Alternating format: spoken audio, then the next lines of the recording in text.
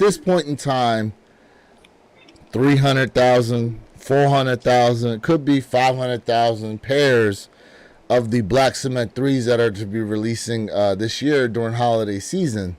And now they say stock is supposed to be hefty. So when I hear 300 and 400,000 in the past, I probably would have said, yeah, that's hefty stock. But considering the amount of times we saw the military blue fours drop, I'm thinking hefty stock is probably going to be around, 1 million pairs.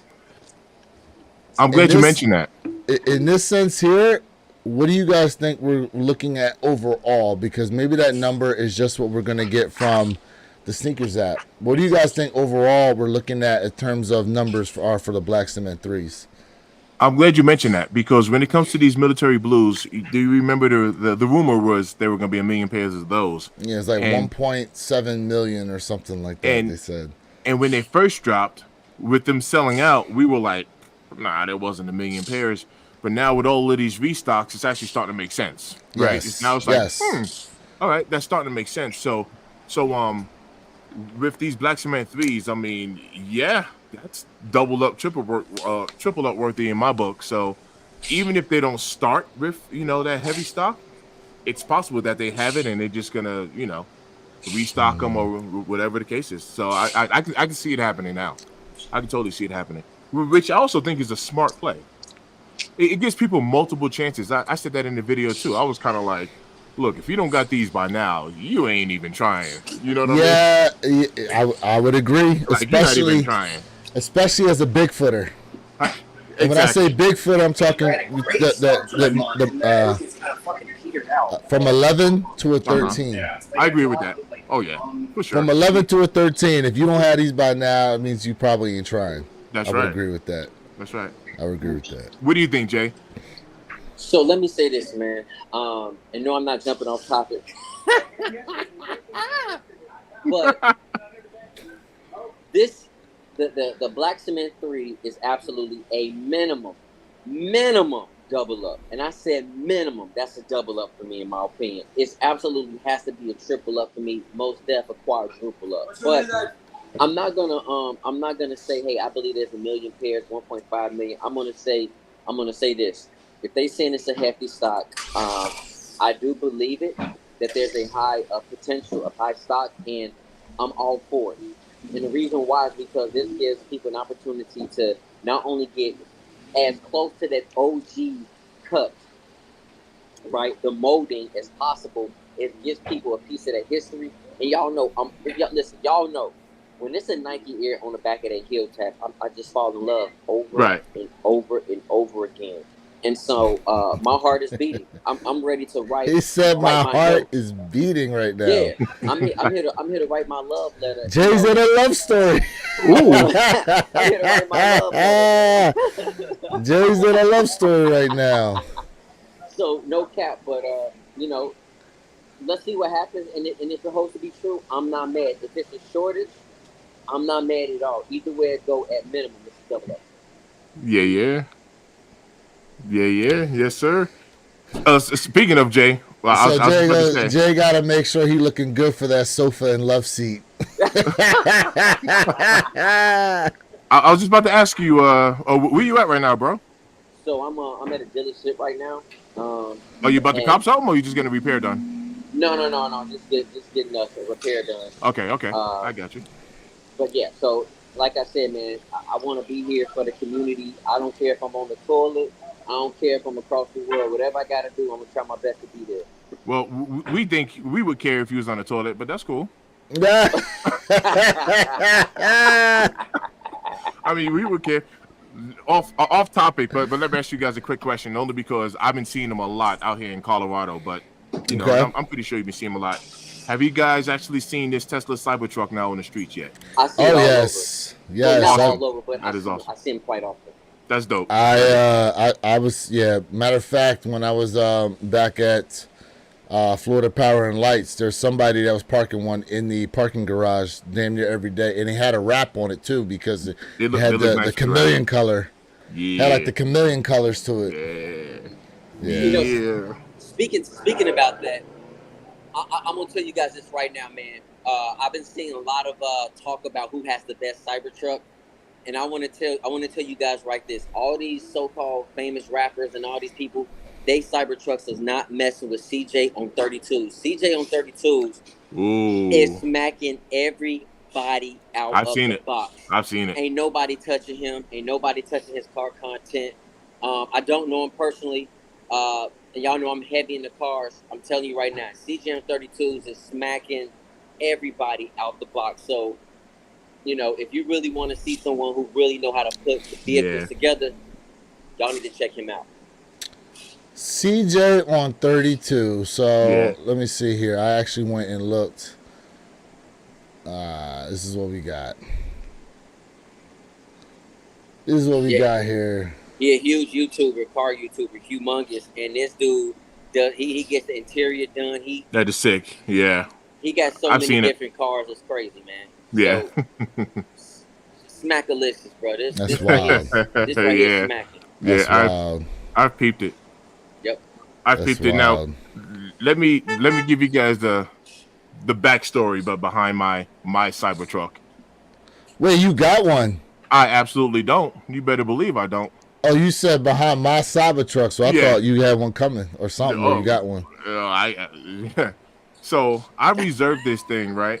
Put $100 down back in November of 2020. This is how long. Hold I've been on, waiting for this thing. give you the solo real quick. Go ahead. I'm gonna make it quick. That's Like, okay. Nobody liked this thing. My wife don't even like it. Like nobody likes this truck. And when I first saw it, I was like, yeah, I'm getting one. So I understand because of inflation, whatever. But before, they used to have a single motor, a dual motor, and a tri-motor. This is how it was back in 2020 when I pre-ordered one. So I went for like the dual motor. I don't want to lie. I want to say the price was like 50 grand, but if you would have ordered the full self-driving, it bumped it up like an extra 10 grand. So it was a $60,000 truck. Totally affordable. So I was like, all right, boom. I'm getting one. We've waited this whole time. Now we at the middle of 2024. My reservation number is called. So they're like, I can show you right now on the Tesla app. They're like, yo, you can order your truck. You can order your truck right now. I get on there and I'm like, wait, what? So check this out. Right now they have two models that's available. It's called the Foundation Series, which is going for $99K, and then they have what's called the Cyber Beast, which is going for like $113,000. I'm like, yo, where's the $60,000 model at? Right, the one that I signed up for.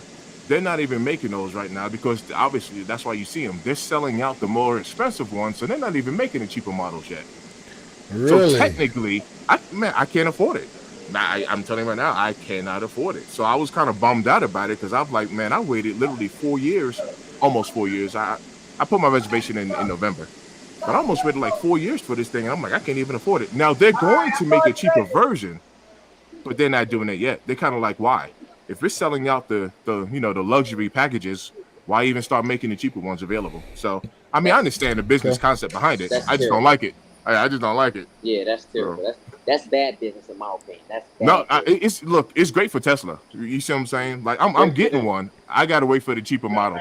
I'm not dropping $100K on a truck, bro. Bo Dominican New York says, I see a few every day here in Raleigh, North Carolina.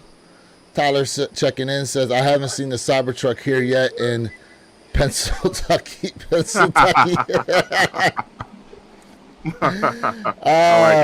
Jason Corley tapping in says, I seen one yesterday with the wrap on it. Okay. Yes, sir. Reese's Pieces goes, just realized Jay is out and about. Love that you still came on. Commitment is strong. There we go. Tap it in. Yeah, man. Appreciate that. Here we go. Bo Dominican New York says, maneuver on 32s is ridiculous. Definitely a showpiece. 100%. Yeah. Yep. What we got here says they're ugly, not practical, and lot of people. there were definitely a bunch of recalls on that truck, man. Yeah. Definitely a bunch of recalls. So the F-150 is America's best-selling like pickup truck, right? Yep. The F-150 is the truck, and Ford's been making trucks for a very long amount of time. So real quick, not to cut you off, but the F-150 seems to show up as one of the top 10 most reliable vehicles you could actually buy out there. So Right, every right. time they do this list, it's a bunch of Honda and Toyota on there. But the F-150 does show up on that top 10 list, 100%. right? So So go ahead, bro. so my rebuttal to that, I don't have a rebuttal for you to say that it's ugly and it's not practical because, like I said, a lot of people don't like this truck, right? So, matter of fact, watch this. I actually like the Cybertruck. I would even go as far as to say I love the Cybertruck. But when I first saw one in person, I was able to put on my non-objective lenses, and I looked at it from a non-objective view, and I was like, it does look a little funky. I even said it myself, right? But I actually do love the Cybertruck. Now, as far as the recalls, I'm gonna agree with you 100%. I'm not gonna defend this truck at all. This is Tesla's first pickup truck. So what I would submit to you is, with all of the issues that the truck is having, this is the worst model and the worst edition that they're ever gonna have. It's only gonna get better from here, like literally. So You know, I'm not defending those issues. It's only yeah. gonna get better from here. So let me say this, and this is, I have a friend, like I said, who's high into tech, and he loves everything about tech. He buys the first, newest, latest gadgets, which is that's great, nothing wrong with it. But for me, to me, new tech is too expensive because why? It's in a trial era, which I feel like new tech should be cheaper, right? Because they haven't worked the kinks out, and then as technology gets better over time, it gets cheaper, which to me is kind of, I get why, but at the same time, I think it should be reversed. It should be flipped. So you're right, Mr. Think. Hey, listen, this is the first, generation of it, and they're gonna go through their trials and their eras, and over time it'll get better. I agree with you. It's just that I feel like within the tech industry, vehicles, phones, they should absolutely be cheaper, and then they should get more expensive as they start debugging and they start fixing any of the issues that comes into play with these new technologies. That's my train of thought on it. So you're saying that you feel like it should get cheaper? What I'm saying is new tech should be cheaper. Older, like as tech gets better and they work out the kinks and bugs, I can see why it would go up over time. I'm kind of reverse for it. Now, don't get me wrong. I'm not for super expensive anything. Don't get me wrong. Okay, let me first make that statement. But I think anything new should be cheaper because they have not worked out the kinks. It has not been perfected. So go ahead, Lewis. Go ahead. Well, I was gonna say, like, it's like the when the TV, like, for example, when flat screen TVs first appeared, they were, think how much those cost. You know what I mean? $3,000, $4,000, $5,000, and then as the tech got better, as you saw them produce more, you know what I'm saying? Mind you, when the flat screen TVs first came out, if you recall, they all had the gray border, and then the black borders started to come out, and those were more expensive than the gray ones, and then those prices started to come down as well. So I get where Jay's coming from. Like, a lot of times, as the technology becomes more efficient, as you get to eliminate a lot of the bugs and issues out of it, normally we've seen with a lot of the other tech out here that the price starts to come down on them. Now, in this case here, being that it's a car, I get it 100% what you're saying, Jay, but the fact that it's a car, I mean, we don't necessarily see that happen until the car's been sitting around a few years. No. I mean, comprehend totally. I get it. You know what I mean? I totally get it. That's just kind of like, kind of my little train of thought on some things. Well, in general, when it comes to business, technically it works literally just the opposite. So the most expensive part is going to be the beginning part, and the more and more you get into production, right, the more and more you can scale, literally, like, the cheaper and cheaper it becomes. So I'll give you like a perfect example. Lewis right now has his brand of shirts. The most expensive part of Lewis producing his shirts really should be now. The higher and higher he scales, the more efficient it's supposed to. I'm not saying it's guaranteed, but that's the way it's really supposed to become. Correct. So it's just like, if you order 5 shirts versus 1,000. Correct. The order of the 1,000 is going to be cheaper than the 5. Oh, absolutely. Agree with that. You know what I mean? I agree 100% with. It's just crazy, how things work. And again, it is what it is. To back up what you're saying, I have a 5 Series BMW, right? Mm-hmm. I'm 6'3".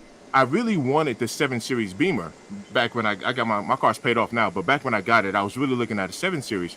The Yeah. problem was the 7 Series had so many issues, and this is the reason why. BMW puts their best tech, and Mercedes do the same thing. They put their best tech into their larger models, and then when they work out the kinks, the smaller models are actually better than like the flagship car. If that made so Yep. they test it out Correct. in the larger models. Correct. And then the 5 Series and the 3 Series end up being even better than the 7 because that's when the kinks are really worked out. And that was really the reason why I went with a 550. Other than that, I really wanted that 700. We I got just my didn't guy. get it. We got my guy Fact checking in saying, "Good morning, fellas. Good morning to you. Appreciate Good you morning, good tapping morning. in." Hey, what up, bro? My man says, "I would never buy a Tesla, bro. Just my opinion, but weighing in, I don't think it's a good idea, especially if you live in a cold weather state." Yeah, Which, there's some it's battery funny issues. he brings that up There's some because battery just issues. this past year, during the wintertime in Chicago, there was Yep. like a whole parking lot of Teslas that were immovable because of how cold it got, and it affected the batteries. Right. Couldn't even start them things. Yep. Right. 100%. We got That's Tyler correct. checking in, says, "What tech difference is the Cybertruck that isn't already in other electric vehicles?" I mean, that's a good question. The thing is for whatever reason, there's a bunch of recalls on that vehicle versus the other ones that Tesla's put out. Yeah. So, And once again, the cool thing, like y'all know I got Tesla stock, right? So I'm not trying to become like a Tesla side, but like mouthpiece for them. But I will tell you this: one of the coolest things, every vehicle has recalls. One of the coolest thing about Tesla in particular, whenever they have recalls, is that, and they don't like to say this over the media, they're over-the-air updates. So just like how Jay is literally sitting in the dealership right now, 9.5 times out of 10, your recalls that's coming from Tesla, it's gonna come over the air. You just download it and it's done. You don't physically have to take your vehicle into the dealership.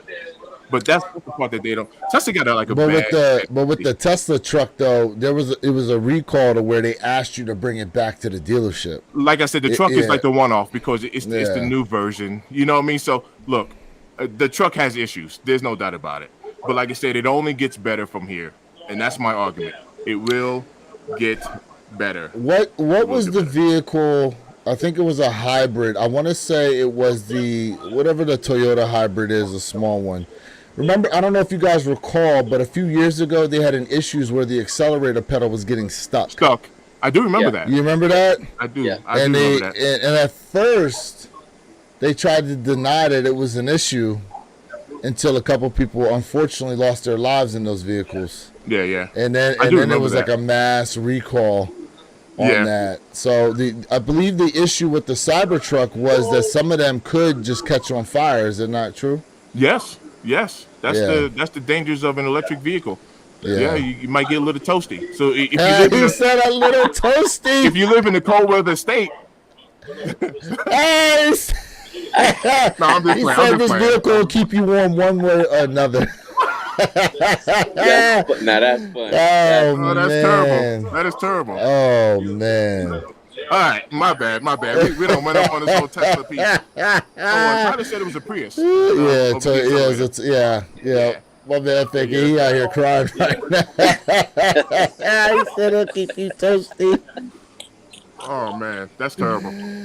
Oh man, what was the comic book character that rode the motorcycle and his face would turn into a skull? Ghost He had Rider. to fight. Ghost Thank you. Rider. Turn you Ghost into Rider. Ghost Rider. Yeah, There we go. that's That car catch on fire, turn you into Ghost Rider. That's right. That's right. Oh my goodness. All right, so we were talking about money a little bit, and it's interesting to bring that up because recently the WNBA, people have actually been starting to invest in that league, and right now it looks like they're set to cash in on a rising popularity with a $2.2 billion with a B billion-dollar media deal. How do you guys feel about the money coming into the WNBA right now? Listen, man, give these ladies their props. They are skilled, right? They are definitely on a different level when it comes to being a professional. And the crazy thing is that I understand why there's a huge pay gap between the WNBA and the NBA, but I think it's about time for these women, right, to absolutely get that pay increase.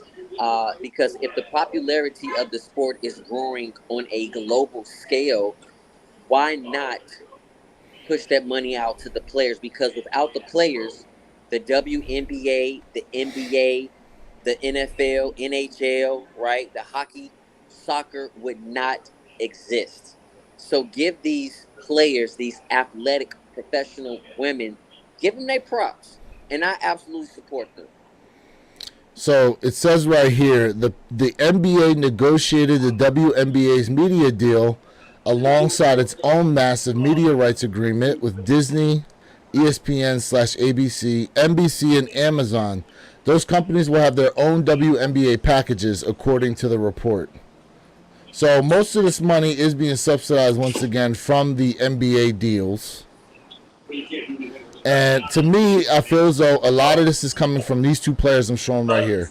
We got Absolutely. Caitlin Clark and Angel Reese. Like, Absolutely. the storylines about them coming out of college is part of the reason why the WNBA has been able to see the uptick in popularity that they're seeing right now. What you got to say on this, Mr. Think? Yep.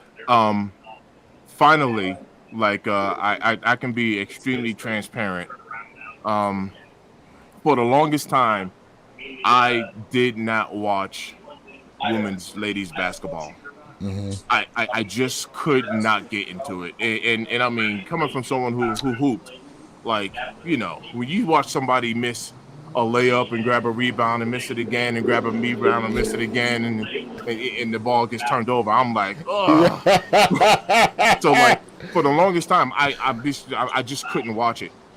Now, ladies basketball is very interesting. Like I've converted over. I'm not even gonna lie to you.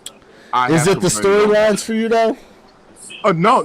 It's not even just the storylines. It's actually the play. It's actually the play. Like the play is better. Like and like I'm not trying to be like I'm not trying to critique too hard and say, hey, how did you miss an open layup? Right? People miss free throws. It happens, right?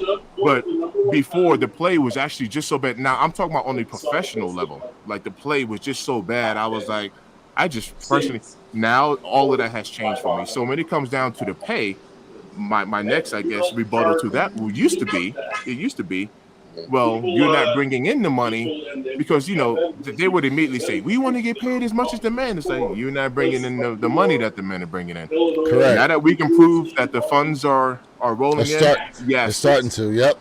Pay these women their money, 100%, bro, 100%. Pay them.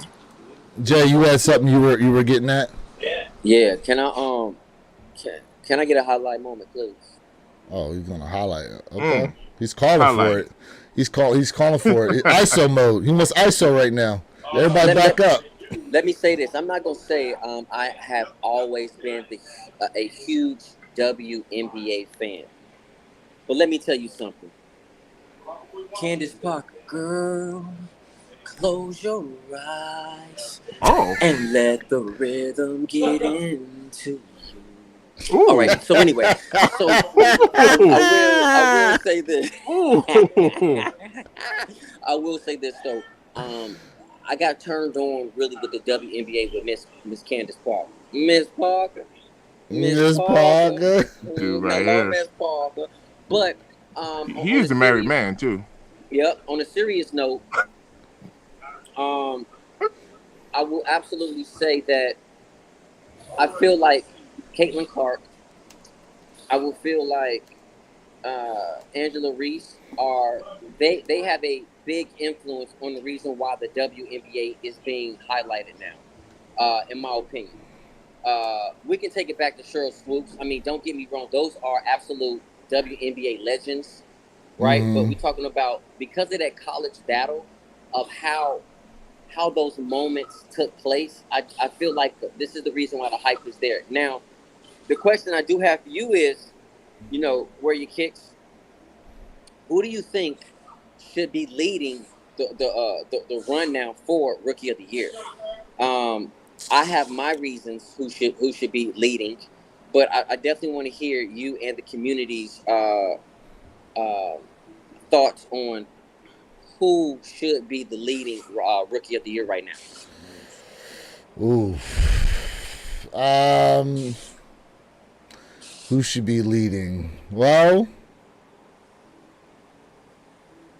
it's actually a good question as far as who should be leading. I mean, I did see Caitlin Clark just set a WNBA record with 19 assists as a record. She had a double-double, 24 points, 19 assists, and 19 assists were a WNBA record, set by a rookie. I mean, listen, as far as rookie standards are concerned, I'd say she's having a good year. But some people are saying that, the team is not performing well overall, like their record isn't there.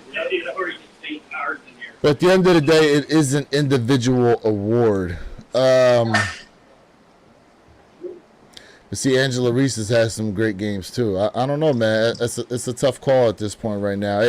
There's a reason why it's neck and neck, right? There's a reason why it's neck and neck. I would have to honestly see how the rest of the season plays out.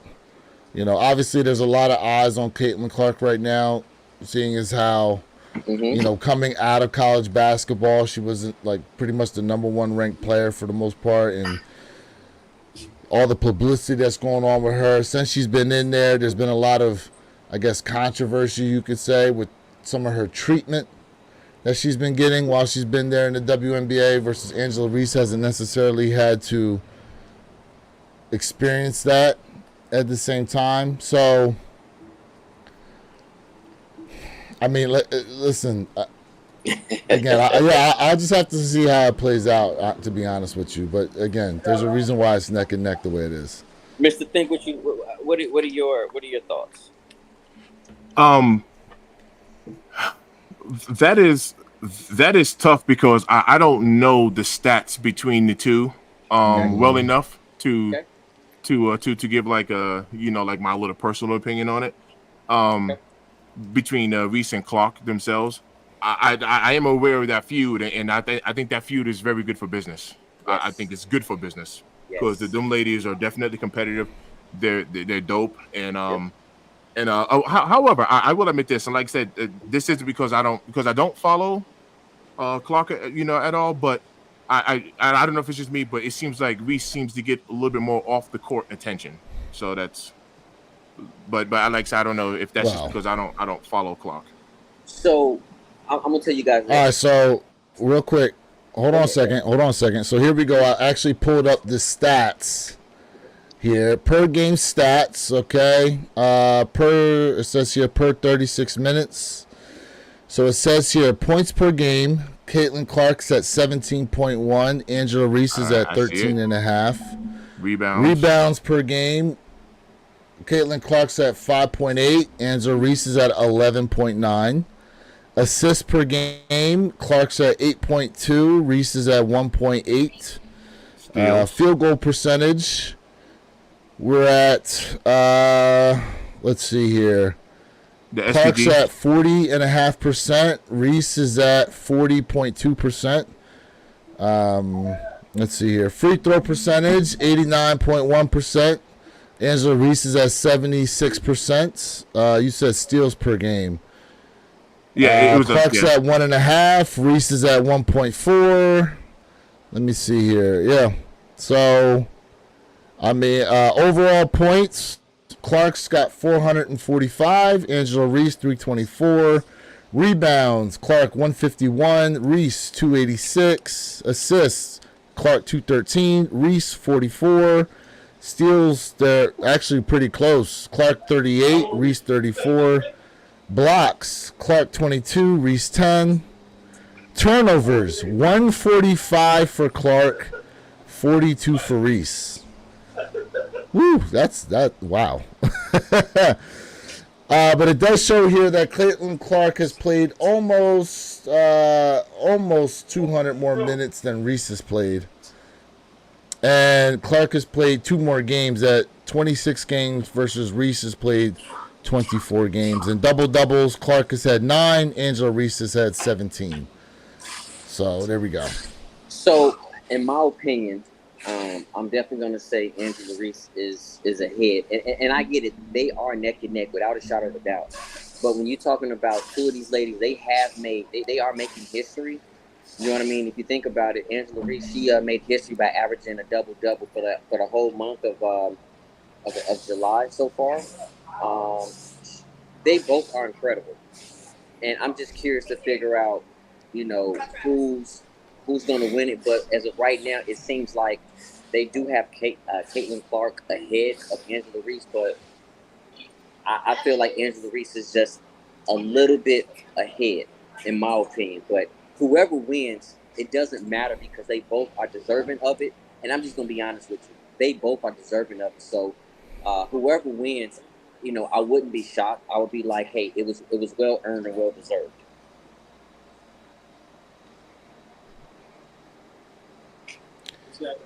Can't hear you, bro. Hey, Mr. Think, you My muted, bad, bro. my bad. There we go. My bad. I coughed earlier and I muted myself. My bad.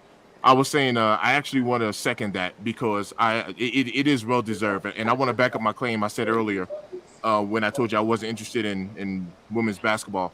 I remember back in the day, and I don't want to pick on her, but you remember Brittany Griner, right? Yes. Yep. How tall Yes. is she? She's 6'9", 6'8". How tall is Yeah, she? she's up there. Yeah. She's up there. Yeah, I remember she's up there. this is an old video, but she was calling out DeMarcus Cousins, right? I'm playing 1-on-1. I can beat him, right? And then she had like a newscast there or whatever. She went to go dunk a basketball, and she couldn't even dunk.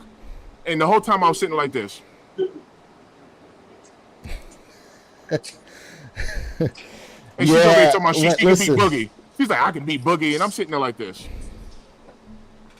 Nobody playing no defense. The rim was playing defense on her, bro. She couldn't even dunk. And I was like, you see, this is embarrassing, man. I was like, I can't watch this. Yeah, when they start running their mouth like that, it removes their credibility. Right.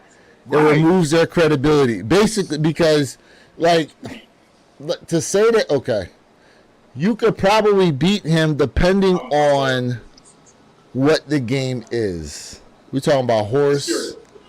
You know what I'm saying? We're talking a game like that. Maybe you got a shot. But to play him straight up 1-on-1? Yeah. I would, for someone who plays sports, right? Someone who plays sports. Okay, if it's make it, take it, right? If it's make it, take it, and you hitting all your jump shots, you got a shot. For someone who's played sports, on any given day, you can get blessed and beat somebody, right? On any given day, right? Mm-hmm. But that don't necessarily mean that you're better than them. But could you win a game or something like that? Yeah. Right. You know, can someone it doesn't matter what I was selling. Tap Gervonta Davis on the chin the right way and knock him out? Sure. It can happen, right? It can happen to anyone. But it doesn't necessarily mean that you're better than them. So beating someone, it doesn't necessarily mean that you're better. You know, I don't know if that makes sense, but it does. You know, on any given day, you can have a shootout, 3-point shooting contest against Steph Curry and actually beat him in that one contest. Don't mean you're better than he is. That's funny you bring that up. That's what I'm trying to say. There's a video that's been resurfacing of an investor who went to a Michael Jordan camp and played Mike 1-on-1, and he actually beat him like 3-0. Right. You know what I mean? Like Mike was actually kind of surprised at the way the guy played because the guy went at him and made 3 straight buckets on Mike. But does that mean he's better than Michael Jordan? No. That's my point. Absolutely not. But shout out to him. For doing what he did. Yeah. I mean, what about the high school kid when LeBron was in the NBA? The high school kid dunked on him. Remember that? Yeah, I do. So, yes. At the end of the day, like you said, any given day. And by the way, I'm not changing the subject, but Gervonta Tank Davis is my favorite boxer. But I do feel like Terrence Crawford is that man. But Gervonta Tank Davis is my favorite boxer. My current boxer. So, we say Crawford's the man. Are you talking about that can lay him out, stretch him out? Yes, I do. Whoa, no, did he? I do feel like that. But let's get back, man. I just had to comment on that because we got so much to talk about, man. We could go all day about everything. You know what I mean? Let's get it. Mm-hmm. Let's get it, man. What's up with the chat, man? What's up with the chat? Yeah, man. I'm about to actually get into the chat right now. Let's see here. Jason Corley goes, will LeBron demand Nike to sign Bronny to a shoe contract? That's a great question. That's actually a very good question. I don't think LeBron has that type of power. I don't think he has that type of power with Nike. I don't see it, and I don't feel like Bronny his silhouettes would even do well. So I don't see that happening. Well, we're gonna find out because did you see? I got a question for you guys about that. Did you see what? Damn, I see his face right now. Damn, what is the guy's name?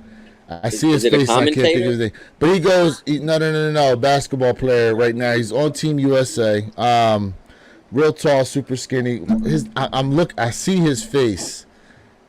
Anyways, he goes, at Nike, am I not a nice guy? Did you not see that? No. I didn't do that. No. From, damn, what is his name? God. Plays for...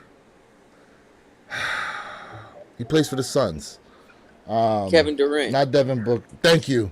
Kevin Durant. Oh. Kevin Durant at Nike, am I not a nice guy? Matter of fact, and then OBJ... Odell Beckham Jr. just finished his lawsuit against Nike. Like, I feel like right now, Nike is in a position to where they can't afford to lose people. So could he demand it? Probably not, but could he highly suggest it? I would say yes. Oh, are you talking about for the shoe? For Bronny, I don't see. I mean, for Bronny. So, all right. So right now, at the moment, Bronny is catching so much negative media because everyone's pretty much saying you're only here because of your daddy. So he's gonna have so much to prove, which almost isn't fair to him because just coming in the league. Watch this, coming in the league as a rookie. Everyone is already have this expectation that you should be hooping like your dad. And so I don't even really think he's getting a fair shot. Will LeBron, or should I say, can LeBron, request that he get his own shoe or whatever? Bronny would have to show up and show out. I mean, Bronny would have to be playing like John Morant, on that caliber in order to get that type of. Yep. He would have to be performing like on that level, on some Anthony Edwards level. You know what I mean? He would have to be showing out. Do you see Nike giving him a contract? Let's go with that because Caitlin Clark has a contract with Nike, and she doesn't even have her own shoe yet. She's been rocking nothing but Kobe's.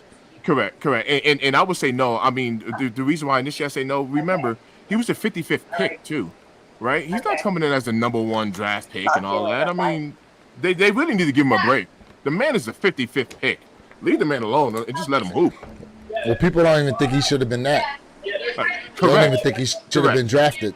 No, correct. But he was the 55th pick. Leave him alone. Just let him play some ball, man. Let him prove himself first. Jeez. Yeah, I mean, they're really rough on him. I mean, remember when Michael Jordan's kids tried to get into the NBA? Well, they were. Yeah. I think they played a little bit in the NBA, but it's like the gift and the curse. Yeah, it's like a gift and a curse when you come after your famous father. Now, I believe I don't remember them even playing NBA. Did they?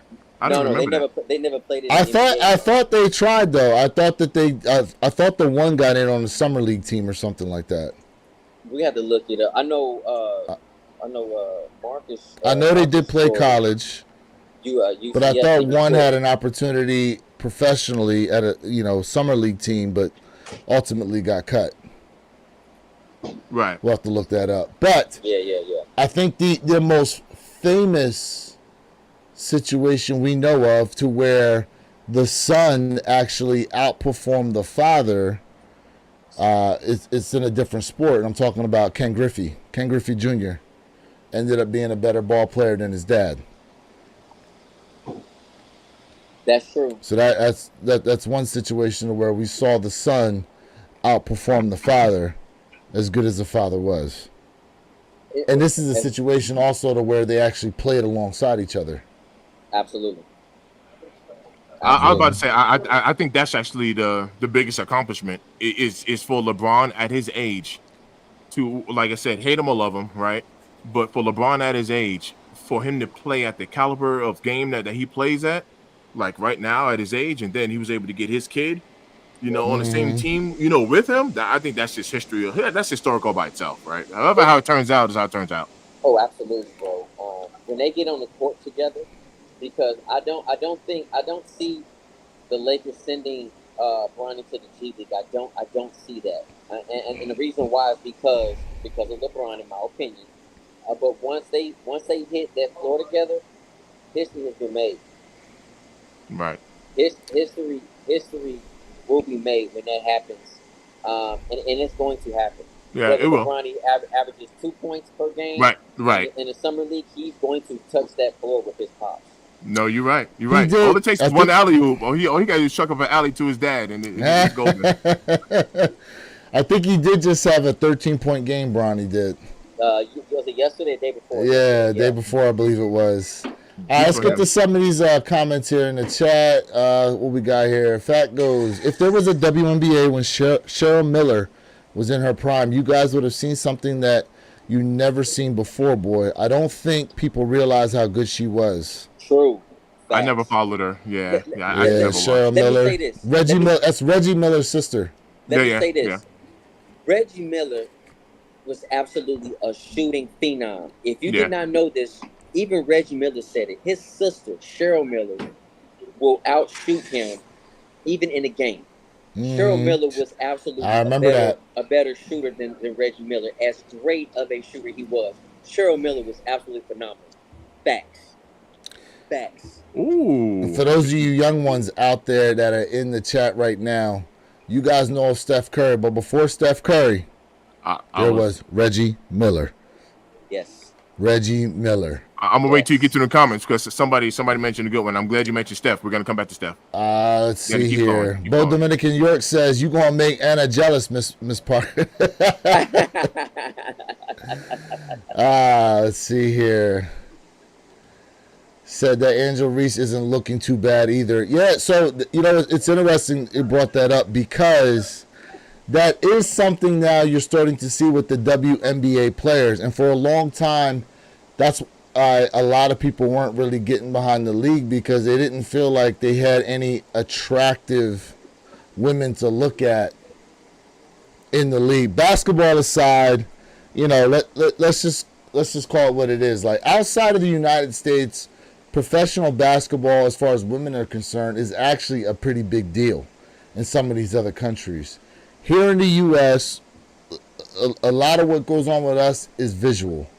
And not for nothing, while there are a lot of girls that play basketball, there's still a huge segment of people out there within this country who don't want their daughter involved with basketball because of stereotypes. Now, some of the ladies that are coming through basketball, some of them are very attractive, and some of that stereotype is starting to change a little bit in terms of how it looks visually, which is also, I would say, part of the reason why the WNBA is getting some of the money coming towards them.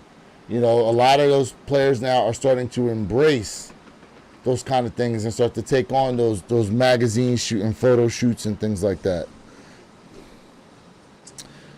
What we got here? DJ Tyler Radio goes, the Sabrina shoes are fire. I really like the Nike by You, and I hope they start doing more silhouettes available to customize.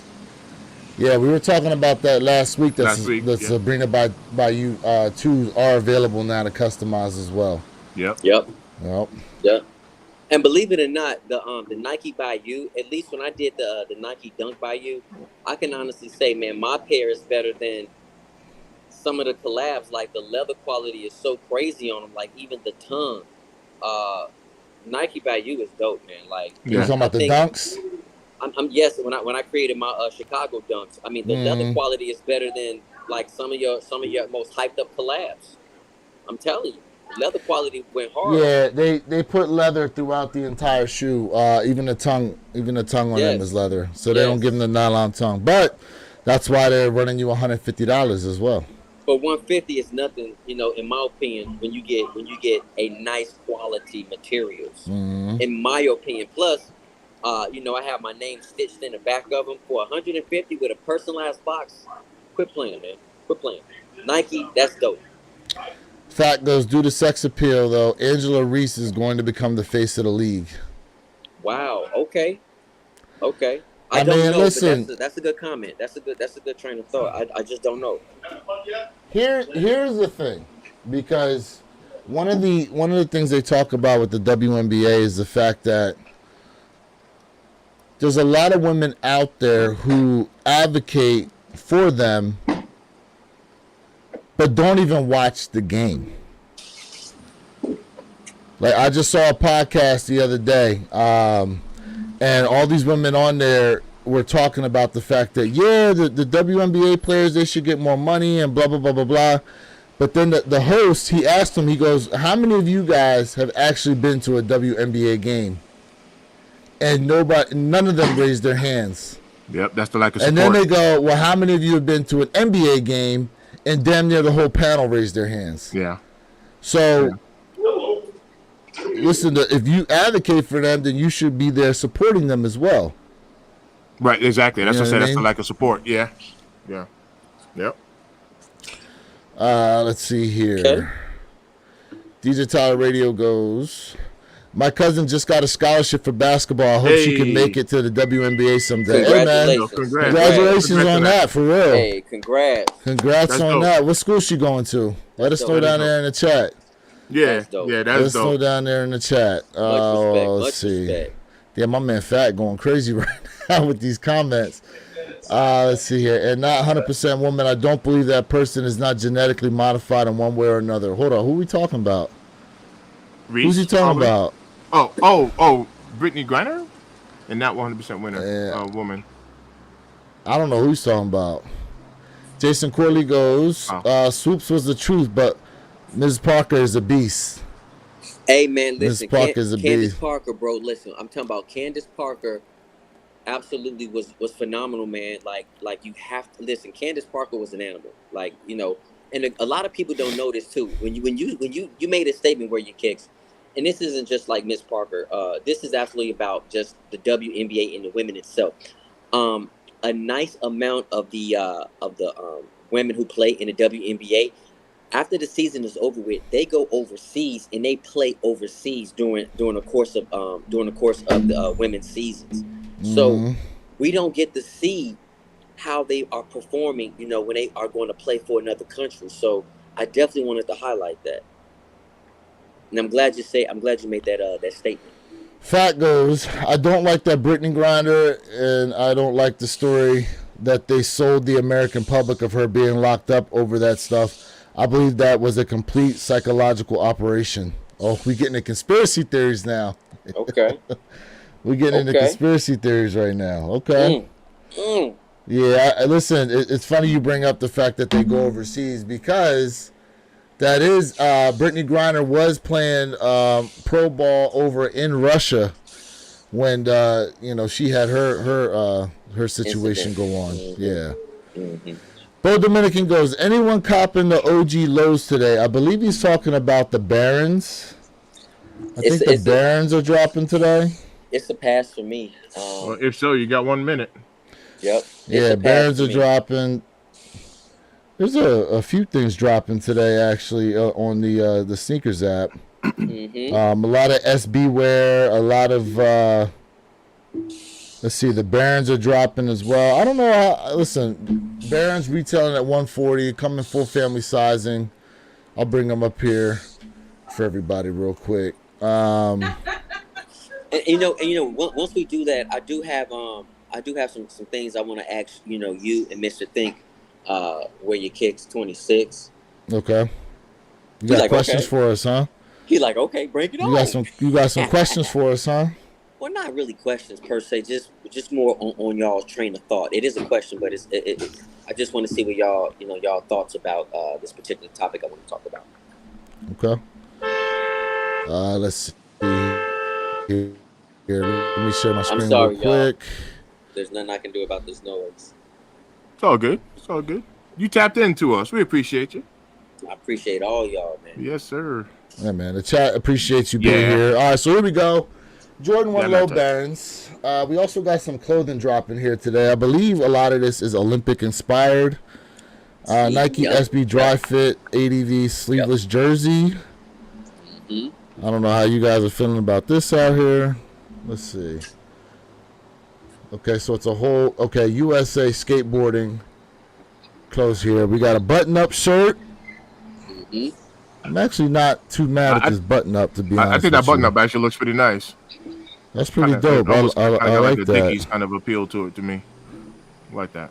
I guess that's supposed to be an eagle with like a saxophone in it. Mm-hmm. Playing music. It look like it's playing like kind of like the wings, like also like a music notes. You know what I mean? Kind of. Yeah, I mean, that looks like almost looks like a pitchfork coming out of there. I just thought something completely different on that one. Here we go. Dry fit jersey. Let's see. Okay. There goes the sleeveless jersey. $150. Woo! See, we're gonna talk about some stuff. We about to talk about some stuff. $150. Wow. Hold on a second. The button up is $85. But this is $150. Yo, they wilding right bug now. mode. Yeah, that's bug mode. They're wilding right now with that. Okay. That's bug mode. What is this? A jacket, $135. Okay. What the heck? Bro, I ain't seen overalls. I ain't seen overalls in a minute. Yo. $150 for these? You got the eagle on the back with the saxophone again? You got the Marios. Bro. Listen, overalls used to be the wave back in the day. Nah, chill. And I ain't never rocked that. That's what I said. I not rocking it like this, though. Hell no. Nah, you gotta take one strap off. Hell no. A little bit too heavy on the glutes. Yeah. A little too heavy. Oh, yeah. Here we go. Hoodie. $65 for the hoodie? That's it? Usually your hoodie's over $100. I'm actually surprised by that. I may actually go ahead and cop that hoodie. When are they available? They're available today? Yeah. Let's see. It's after 10 o'clock now, both so I guess York not. said he went for both SB hoodies. He's still pending. Both wait. Let me hit the refresh button. Maybe that's what it is. Oh, yeah. Refresh. Let me hit that refresh button. Are they available? Yay, sir. Okay, yeah. Damn. Yep. Them sizes are moving. Double XL and the jersey's gone. Overalls. Hey, guys, overalls are still sitting. No way. Woo, look at that. Hoodie is gone in large, extra large, and double XL. Hey, Jay, what's your size? I'll get and get you those overalls, bro. Look, pass. Bro, you could get those, wear them to the next sneaker event. Oh, my God. The shirt is still sitting. Nike SB shirt is still sitting there for those of you interested. Long sleeve tee, $55. All sizes still sitting. Okay. Congrats, both Dominican York. You said he caught both. You got the blue. Nice. Congrats, man. Congrats, man. Nice. Congratulations to you on that. All right. Congrats. How many of y'all went for those overalls? Holler at me in the comment section. Yeah, don't lie neither. That's right. Don't lie. We're not here to make fun of you. Right. Hey, Mr. Thing, you gotta go buy your starch, bro. You gotta go to Walmart. Yo, the starch. Stay creased. The starch. Yo. Oh my goodness. I'm having too much fun with y'all. Oh my goodness. Let's see what's still available here. Be happening like this. Yeah, them hoodies are moving right now. So yeah. So where your kicks? And what's up, bro? This what I want to talk to y'all about. All right, what you got? So yesterday, I don't know if the community also saw what occurred. And what I'm talking about is how, if you notice, Nike did drop some silhouettes yesterday on sneakers app. But if you pay close attention, Nike did a lot of dropping when it came to apparel, their athletic wear. And I'm talking about their glasses, the Stussy shirts, and all that other stuff. So I want to know, like, do y'all feel like that was a good move for Nike to say, hey, let's scale back so many sneakers and let's kind of push this athletic apparel wear? So I'm kind of curious of, like, y'all thoughts on that, if you guys noticed that. And today. You're right. Well, they did drop sneakers today, but not like overall, yeah, I got you. Listen. I mean, obviously they're dropping all this stuff because of the Olympics. I think overall the designs are pretty nice. You know, they're not over the top. I think they're extremely wearable. Some of the stuff I'm not sure if people are really going to go after, i.e. those overalls. But hey, to any of you guys who cop them, again, I'm DJ not here to listen. Some of you guys out there, you need DJ Tyler. athletic wear. Nah, DJ Tyler, he said cop the overalls for some gardening. LOL. Now, I don't know if you got them, but you know what I'm saying? Like he said cop the overalls. In any case, though, for the most part, most of it looks pretty wearable and stuff like that. I would say that. Listen, at this point in time, what Nike is doing, I think that they are. Obviously, they're being strategic, right? The whole world is pretty much coming down on them, even though in terms of how the other brands are doing, they're still above them, except in the stock market, right? A lot of the conversations we've been having concerning Nike are surrounding what those share prices are doing currently. You know, seeing as how are they still in the below $80 a share? They're in the 70s. I haven't checked recently, but if I took a guess, I'd say 73. That's me taking a guess. You know, I mean, listen, don't let those share prices fool you, okay? Because while from an investor standpoint, they may not look like a good bet, I'm telling you right now, Nike is a sleeping giant. Very resilient. They'll be okay. 72.70. That's where it closed out on Friday. 72.70. Listen, for those of you guys out there, if you wanted to get into Nike right now and be seen as an investor, owner, and all that kind of stuff, now would be the time to do it. Yeah, for sure. So to answer your question, Jay, I actually do agree with that, and we kind of touched this a little bit. I don't remember if we touched this last week or if it was when you and I jumped on, Lewis. But as far as like Nike opening the vault and making things more available, or you know, stuff like that, and so having that apparel out there at a good price, I think is a very good move. You know, and maybe I had gotten to thinking about this after the podcast, and maybe if. Watch this. What if they did take on the same strategy but a different method? So what if they did release a lot of sneakers, but just release like a super limited pair? Could Nike create some sort of FOMO? And FOMO is an acronym for fear of missing out. FOMO, right? But could they? So like just to give an example, I'm going to pick on those Jordan 1 denims, because even though they sold out on Nike, they're available everywhere. You know which ones I'm talking about? Those denims. So what if Nike? I'll give you a good example. The Paris, the wet cements that's dropping. What if they only came out with like a super limited pair, just to kind of create like that FOMO, you know, emotion, to where it's like, wow, there's only an X amount of pairs of these. But if you didn't hit on them, it's okay. It's okay. Because next week we're going to have something else dropping. And if you don't hit on those, that's okay. Because next week, and there's always next week, and maybe they might be able to create like that, you know, like that emotion behind getting sneakers again, because now it's making it competitive again. So we're not going to drop 400,000 pairs of these UNC Jordan 1s. We're not dropping 400,000 pairs of them. We're dropping 75,000 pairs. And if you get them, you get them. If you don't, it's okay. I'm gonna let Jay take that first. Well, let me just answer the first part of the question.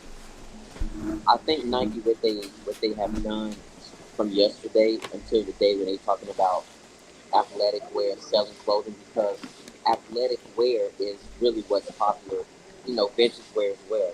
So I think of them scaling back, at least with sneaker releases, not having, a ton of just drops like crazy.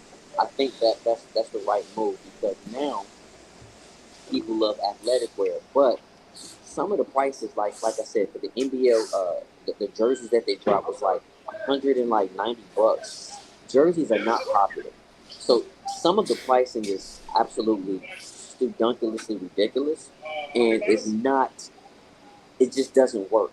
But some of the stuff it does work with the athletic wear. Like we said, one of the shirts was like what, $50. One of the button up shirts was 80. You know what I mean? But we saw the jerseys for what, 150. 150 for those jerseys. So, so what they're doing, I think they're doing a better job, but they are missing the mark in terms of what's popular. Like, why would they come out with some overalls? But hey, you know what? Maybe there's something we just don't know. But I'm not putting no overalls on. Yo. I will say, Mr. Think, to your comment, and this is just for all sneaker brands, right? When you say, hey, we only have a limited amount of something, just like the car market back when COVID hit, prices shot up, right? People are like, yo, yeah. It creates there's not enough out here, so you want to try to get what you get, and I do agree with you, mostly in that aspect. I don't think it should be for every sneaker. I don't think we should have like that many sneakers that are just so limited, but I agree with you saying, have more sneakers that are limited along with better quality control. And I do feel like that'll get people, to gear to going back and say, hey, you know what? Sneaker prices aren't like stupid high, averaging $215. If this is something that I think I should be going for. Right. Hey, Lewis, real quick before you chime in, that jersey sold out, large, extra large, and double XL sold out. Really? Check it. Wow. The overalls are still sitting, but now that we were talking about that price, guess what? So I'm actually going to go in a different direction than you two. And I'm going to say this thing with exclusivity from Nike and limitation on pairs and stuff like that, to me is unnecessary at this point. And it's unnecessary to the fact that you are actually turning people off from the brand.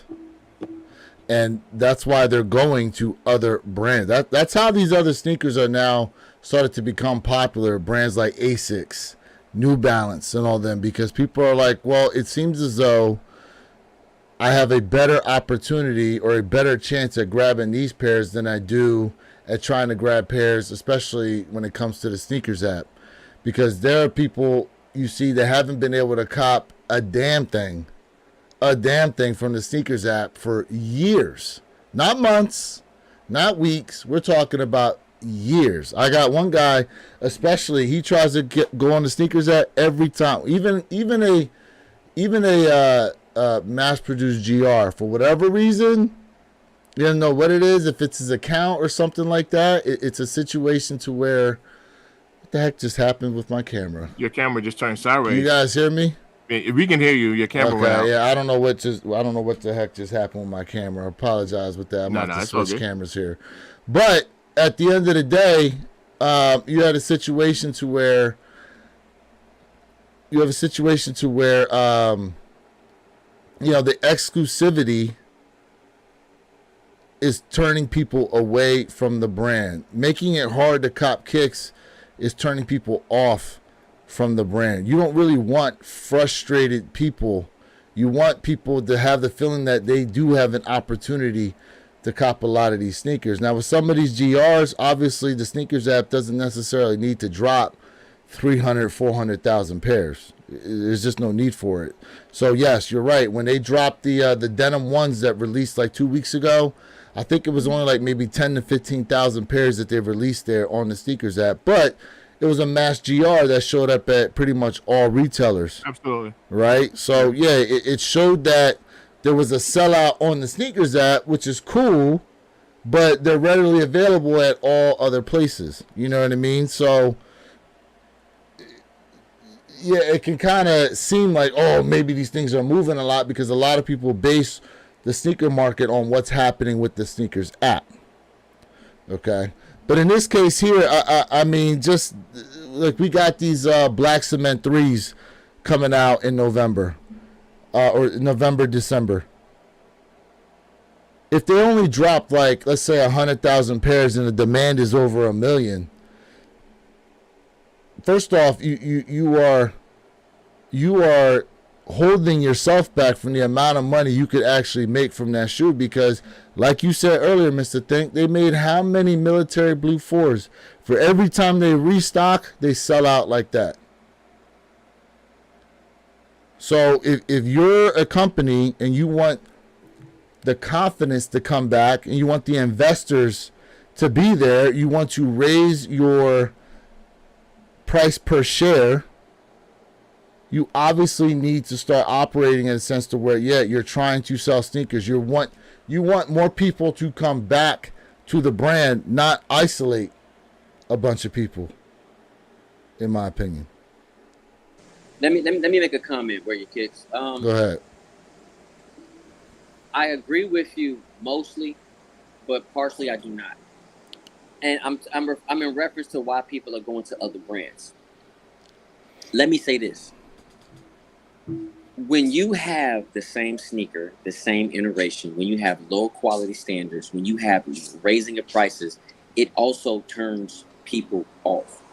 Okay? Let's not get this confused. ASICS has never been played out.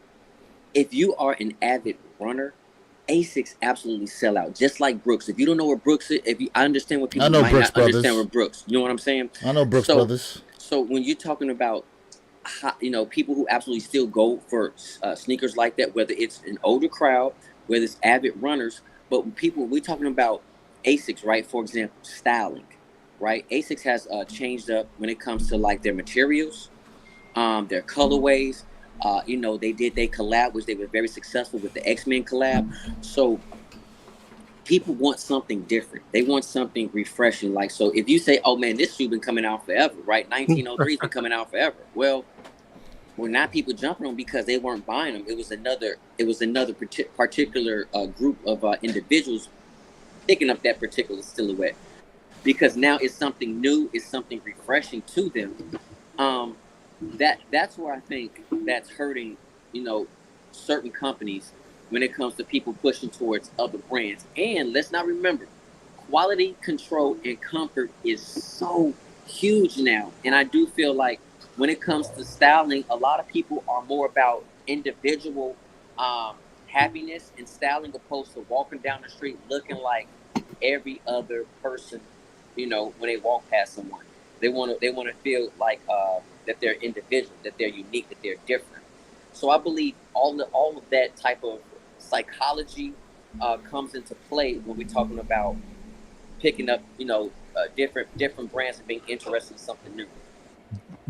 That is actually a very good point, and trust me, I actually agree with both of y'all. But backing up to piggyback off of what Jay just mentioned about someone feeling like an individual, I'm actually going to point to my background.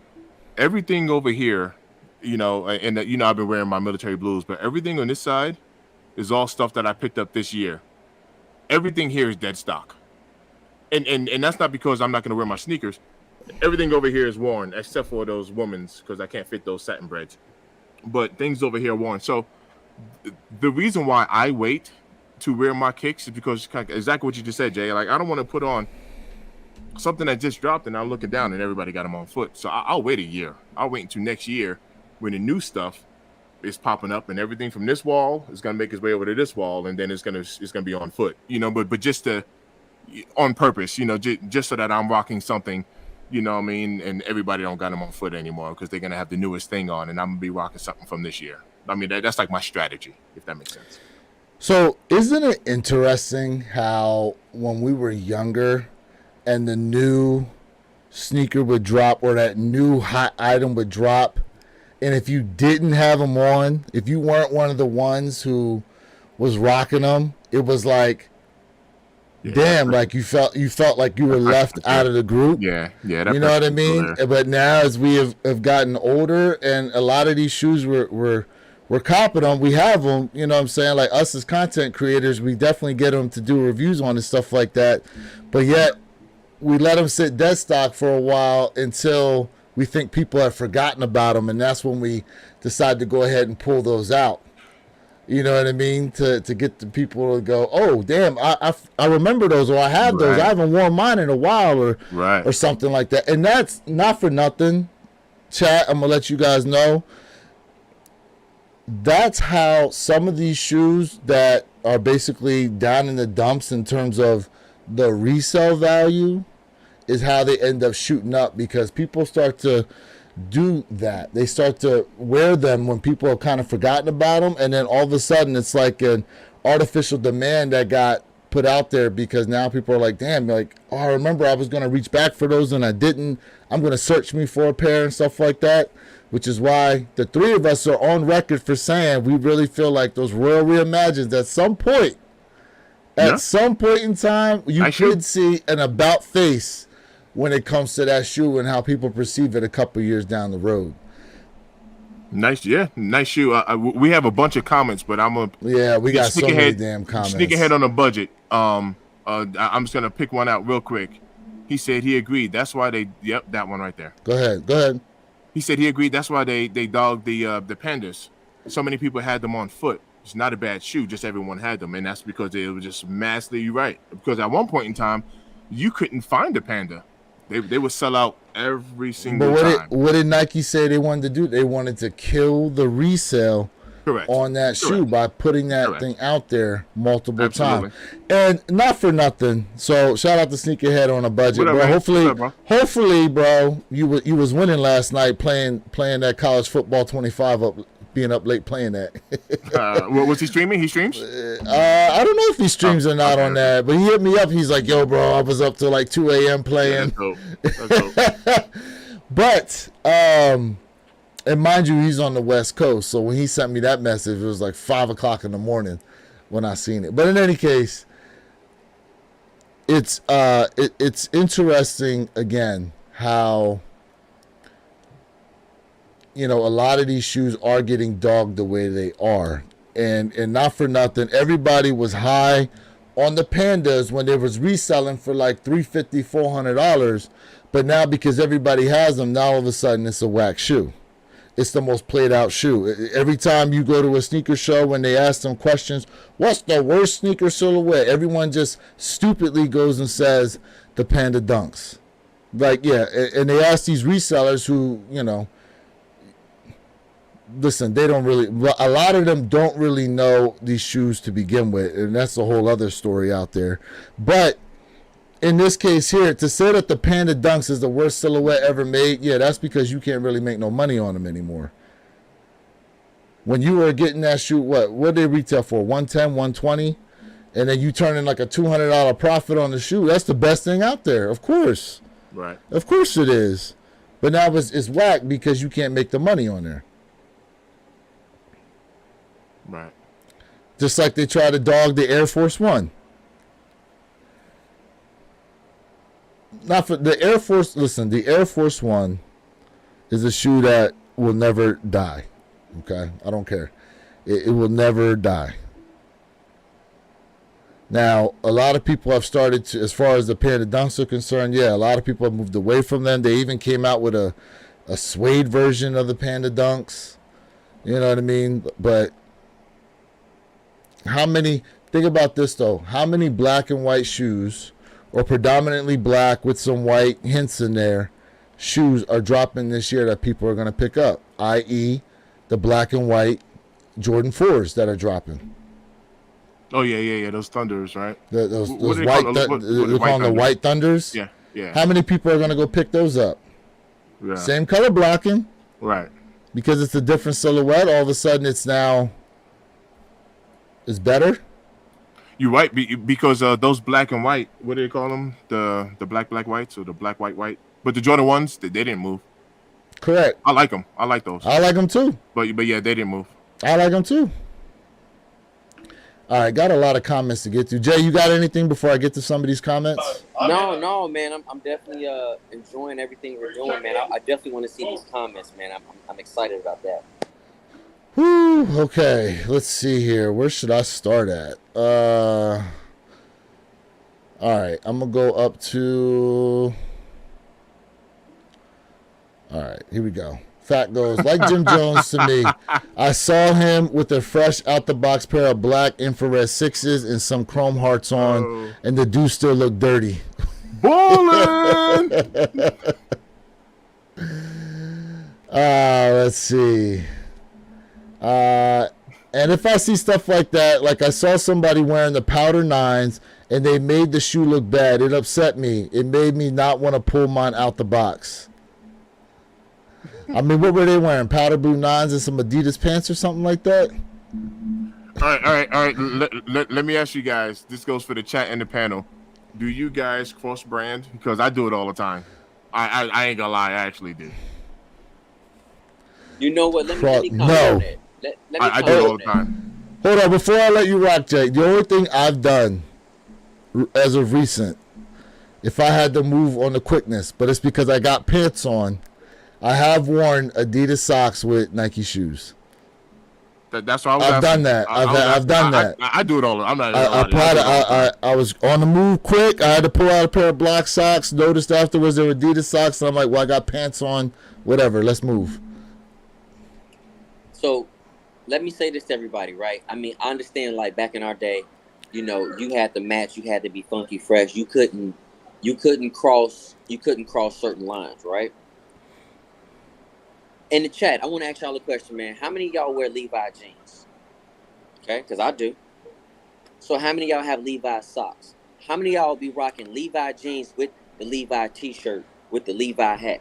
Damn. So what I'm saying, so no. So this, what I'm saying is that, you know, these companies are not paying us, right? So if you want to cross brand with your stuff and something that's dope, like, listen, I do have a really dope Reebok shirt, right? I think I wore it one time.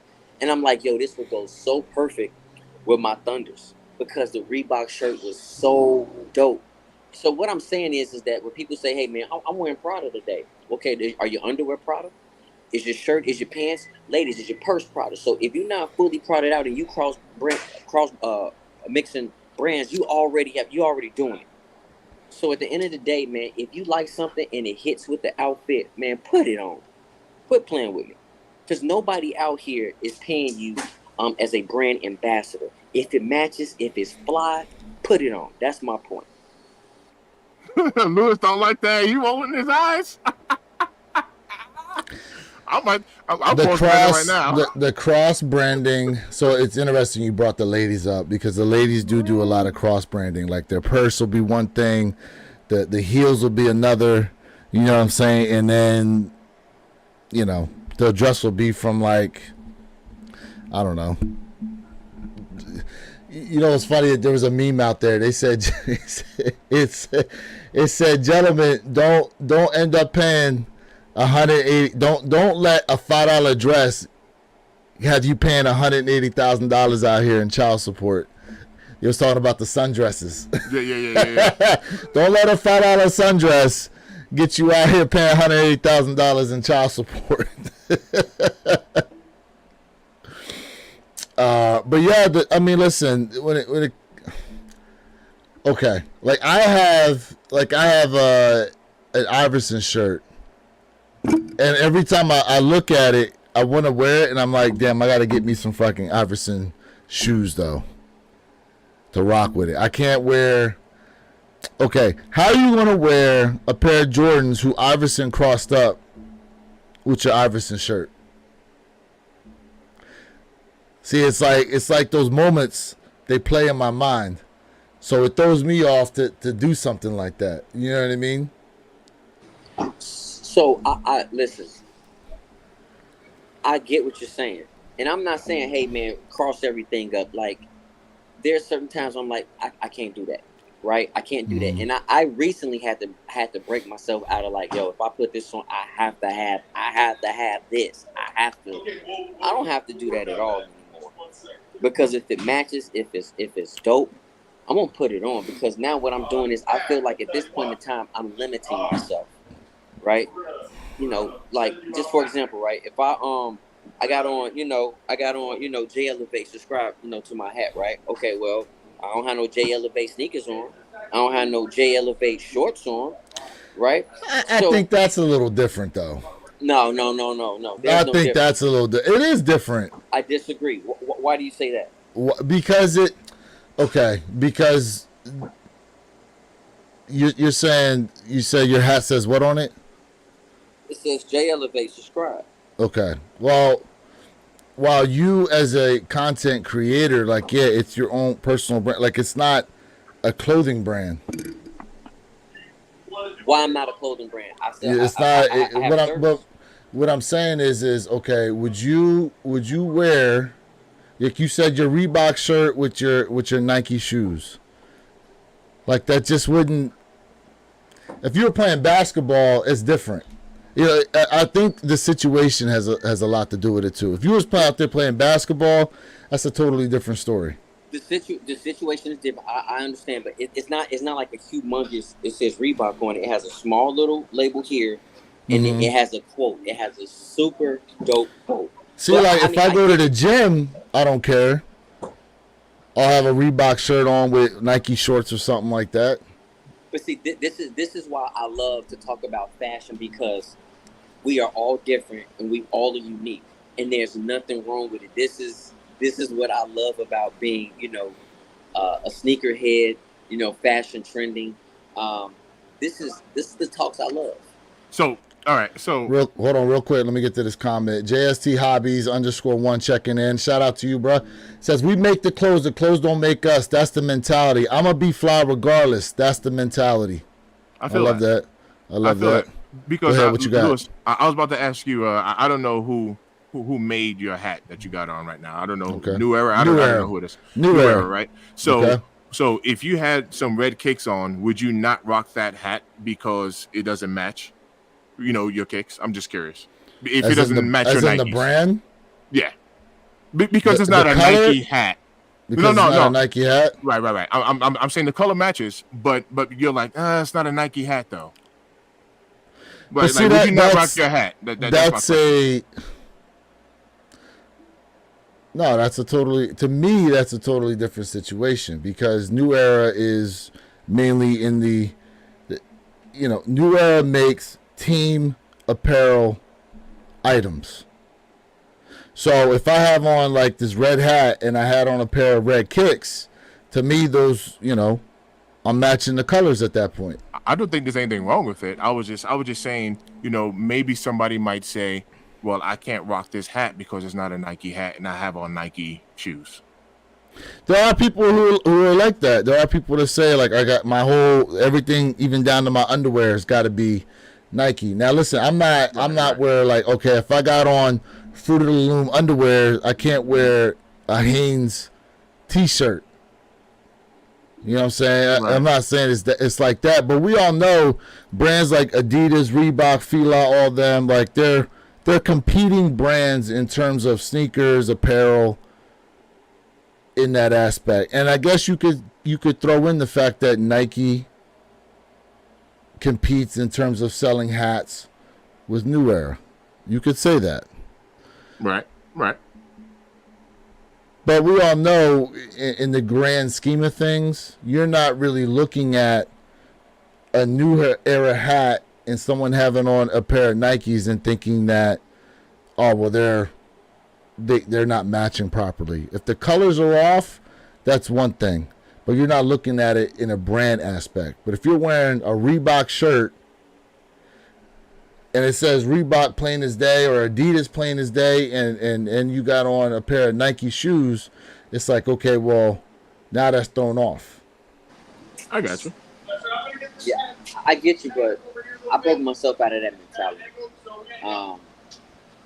I broke myself out of that mentality because I'm telling you right now, I'm gonna have to show you guys this shirt, and with those Thunders, it smacks it right out the box, right out the gate. Um, it's just dope.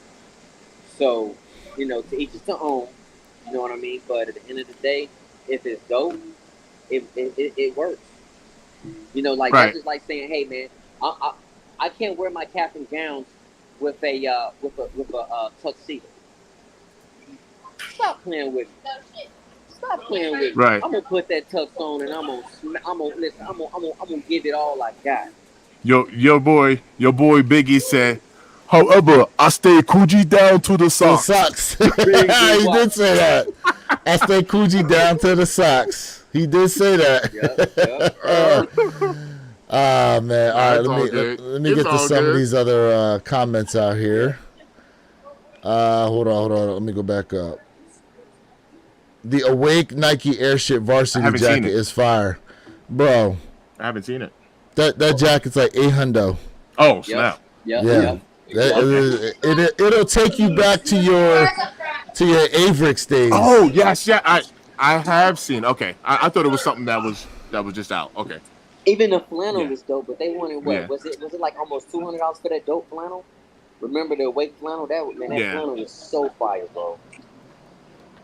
Yeah. We got a question here. I know, Jay, where your kicks. I'm not sure about Mr. Think Possible, but I know we all got the Awake airships. Do you believe that apparel is still sitting on the app? Why don't they put it on sale?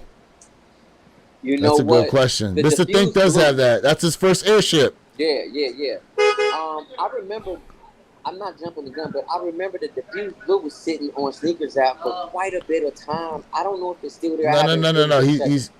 He's talking about the Awake airship No. apparel. No. I know. I'm just saying, just as an example, like it was sitting there for a while, but it wasn't on sale. And that's a very good question. Why it's not on sale? I don't know. So I That's know my point. a few times they've allowed you to use the discount code on the Awake airship clothing, like the shirt, the jacket, the sweatpants, and all that. Why they haven't dropped that price down yet in order to move those, I have no idea. Because we are coming up on September when the blue Awake airships are going to drop, and that I'm sure there's an apparel line to go ahead with the blue pair as well. And so now you're going to have the red pair still sitting there along with the blue pair. Yeah. So now you're just going to have all this Awake airship apparel just sitting there on the site. I don't know why they're not putting them on sale yet. And that's my point. Even the diffused blue was sitting at regular retail for a long time. That's just kind of my point when I'm making. They just restocked the diffused blues too. So, and that's interesting because when stuff doesn't sell out, why isn't the price dropping? That is a strategy that I would really like to know why. What is the purpose behind it with Nike? You know what I mean? Like, what is the real purpose? And that's a very good question. Very good question. Seek ahead on a budget. Tapping in said, fellas, keep up the great work. The overalls are fire. Let's get it. Let's get it, bro. Let's get it. Okay. What we got here? Fat goes, these Baron lows come with white laces to finally they give us a pair of white laces with Jordan 1 low. First time since I think the Starfish lows in 2021. Okay. Okay. I love white laces, man. Y'all know that. I love my white laces.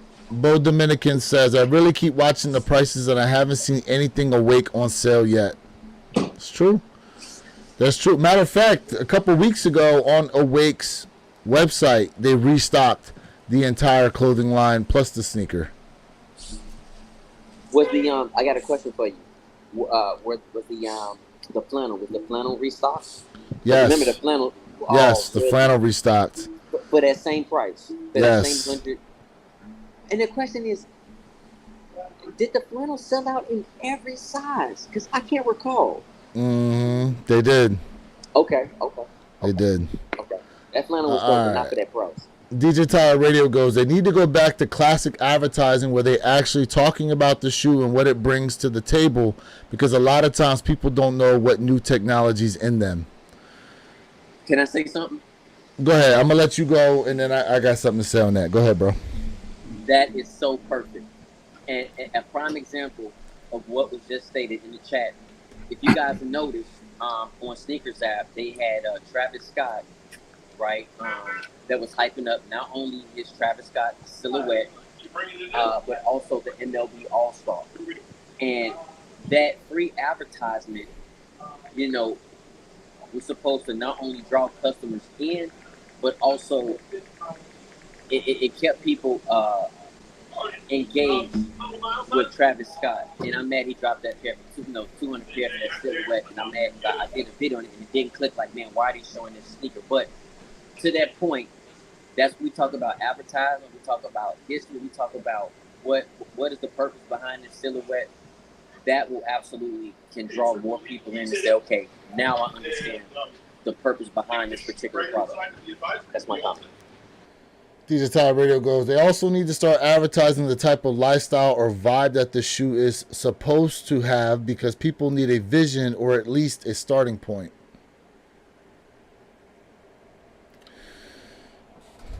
Mr. Think, what you got on that? You on mute, by the way. Yeah, my bad. I was actually handling something for work. Oh, no problem. My bad. Come back to me. Give me like 2 minutes. Appreciate it. So I'm going to say this when it comes to the advertising and Nike putting it out there as far as what's going on with the shoes. I think all of us here are on record saying that the storytelling from Nike has been pretty much piss poor with a lot of these shoes that have been dropping. Case in point, the Jordan 4s that are supposed to be coming out that were originally dubbed the Parises, and now they're calling them the wet cements. If you go and read the description on the Jordan 4 Parises, it says it's supposed to be paying homage to the cobblestone that is there in Paris. Like, I don't really understand how that's really supposed to be attention grabbing in terms of the story behind that shoe is concerned out there. But for example, I did the Trustadero Garden SBs that are sitting right now on the sneakers app. I don't know if the full size run is still there or not, but you know, Nike missed out on storytelling. Like, I did a review on that shoe, and at all the skate shops alongside those Trustadero Garden SBs that were dropping were the burnt orange sunrises. Now, if you do some research, you know, obviously all this is Paris themed, and they're saying that the best place to see the sunrise is from the Trustadero Gardens there, right near the Eiffel Tower in Paris, France. But if you go and look at the storytelling as far as what Nike has put on the website, like, none of those kind of things are really referenced. There was no real talk about that shoe whatsoever. And a lot of these shoes they really don't talk about to begin with. And not for nothing, guys, like the Sneakers Live that they would do, they really didn't storytell there either. It was kind of lackluster. They would say, oh, this is the shoe. Oh, I like it. I like this. I like that. Blah, blah, blah, blah, blah. It's like they didn't really know what to say about it, because Nike wasn't really coming out with a lot to say about the shoe as well. So a lot of the storytelling now has been left to content creators to go out here and do some research to kind of bring some meaning behind the sneakers, because Nike is pretty much not doing that. Now, as of late, Jay, you did a video on this. Nike is trying to have an uptick as far as their advertising is concerned. They just did a commercial, what was it, with Travis Scott and Ken Griffey Jr. for the All-Star baseball game. There's a commercial now that's floating around on Nike's website that involves like all these different athletes, Kobe Bryant, LeBron James, and I forget what the whole the campaign is about, but this is all, you know, supposed to be for, I believe, the Olympics that are coming up as well. So Nike's trying to do stuff, but you know, a lot of these sneakers that we know and love, a lot of it had to do with the storytelling behind it as to why people were wanting them. And we're at a point now where a lot of these sneakers, right, they're not reselling for much, which is why a bunch of people were actually trying to grab these shoes, not because they actually liked them, but because they saw the resale value. But a lot of these shoes now, like, it's just kind of like, well, here's the new color, here it is, and they drop it, and then it's up to everybody else to kind of have their own interpretation as to why they should go ahead and get that shoe.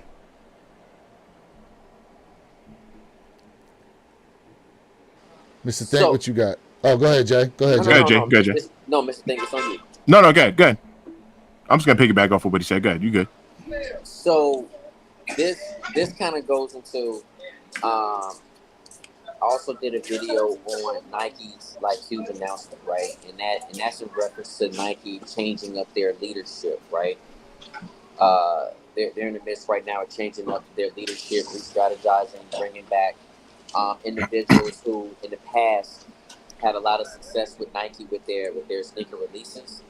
And to caveat off that, I definitely want to say that this is why you have to have the old leadership, and you need to bring in potential new leadership to cross-reference each other in terms of how to conduct business, how to bring something new to the table with the younger generation, but still the other generation who still like gravitates towards the older generation, towards whatever brand it may be, to make everything come together.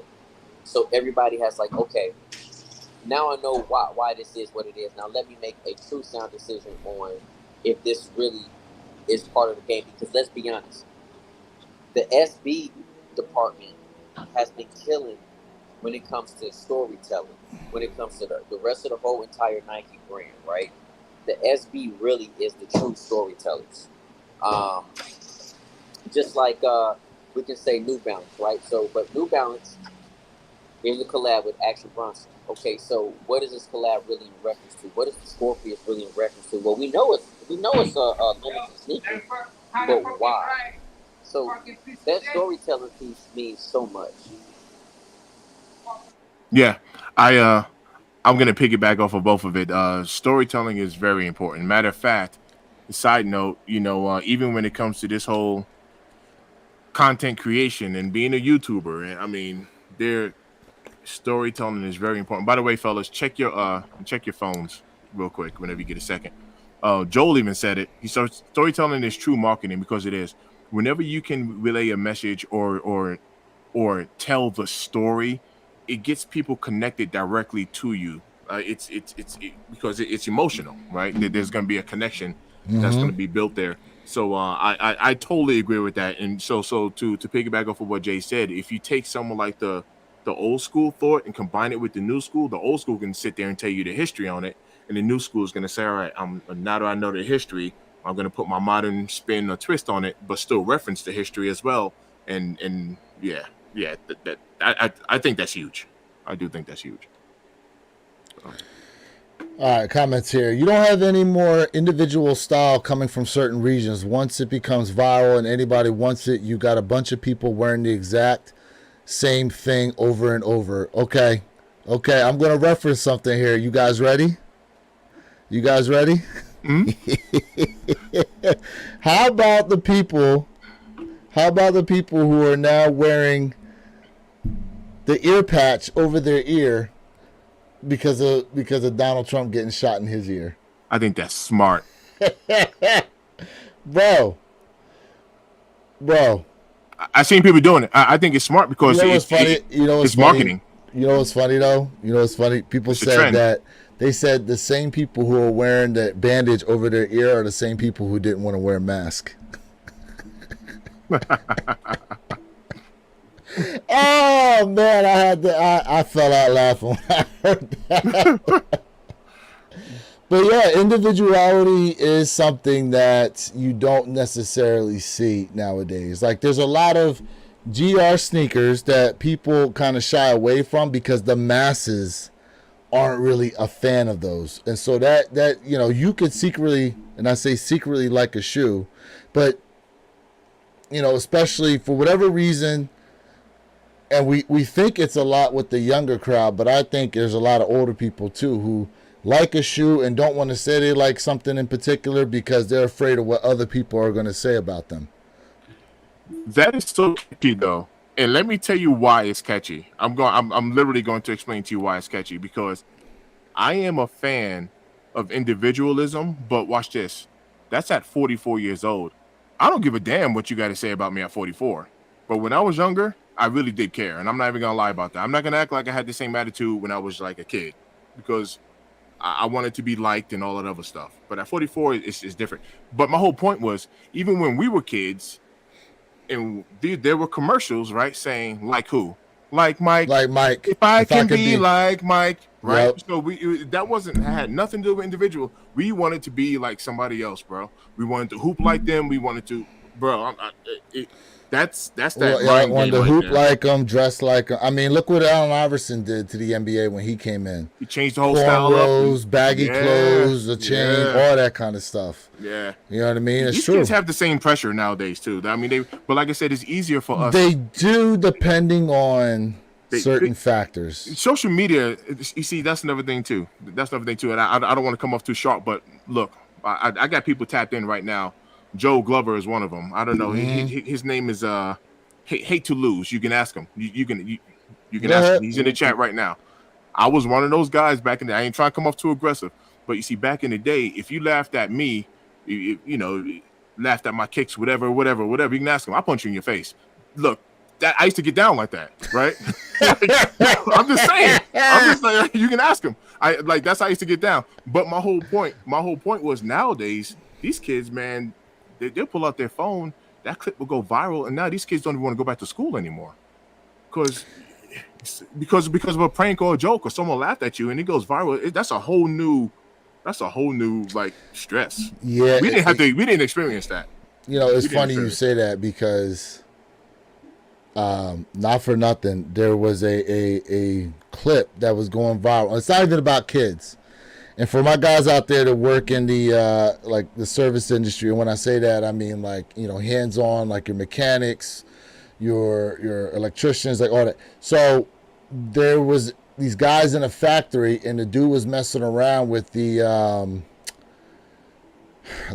air hose, right?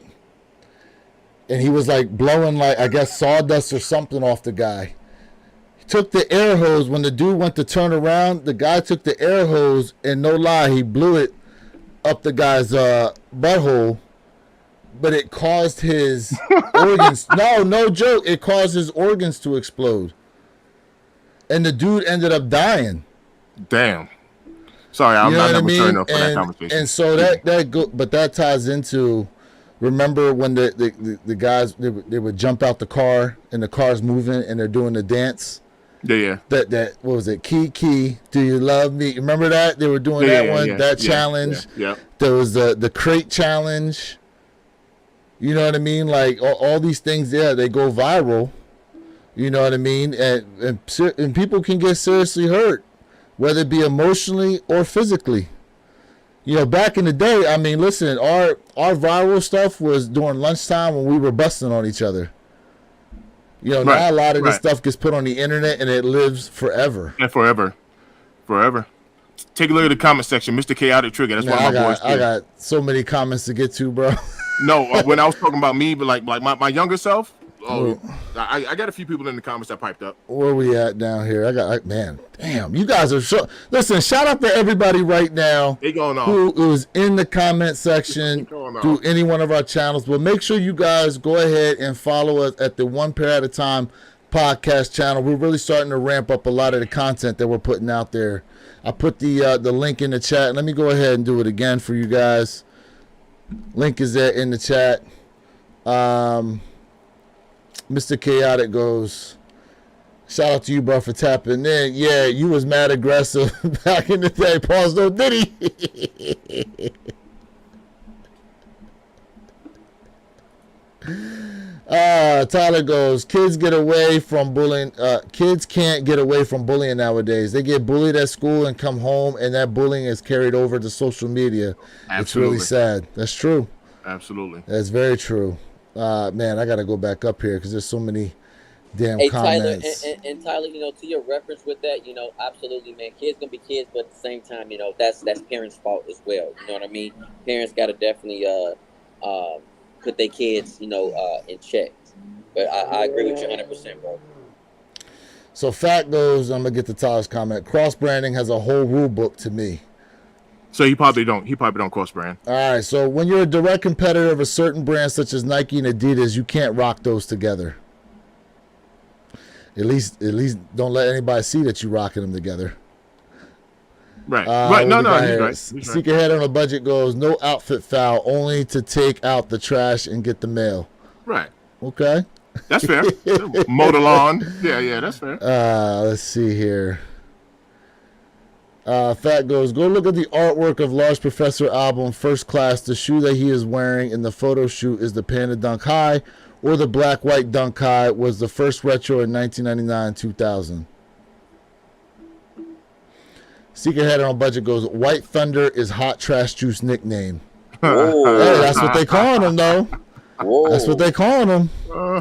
Wow. That's what they're calling him. Let's see here. What we got?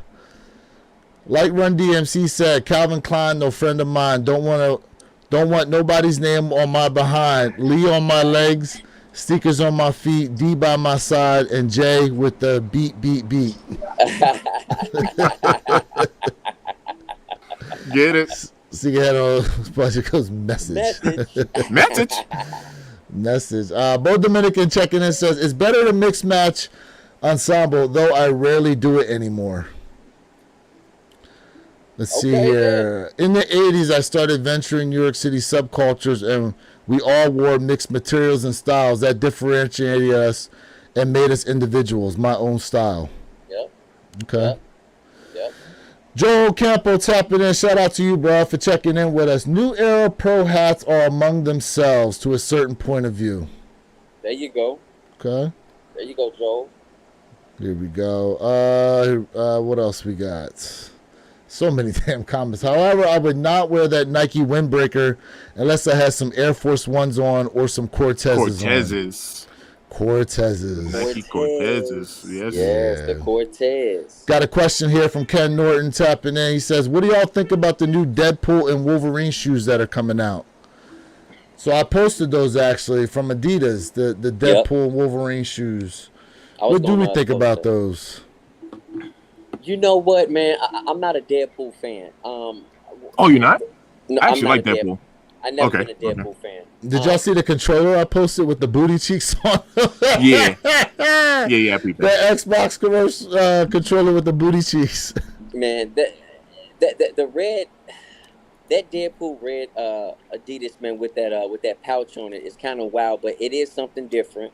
But I'm glad to see that Adidas is kind of jumping on that X-Men kind of ordeal. So it's different. I would say it's different. It's not too bad, but it's different. Yeah, I like it.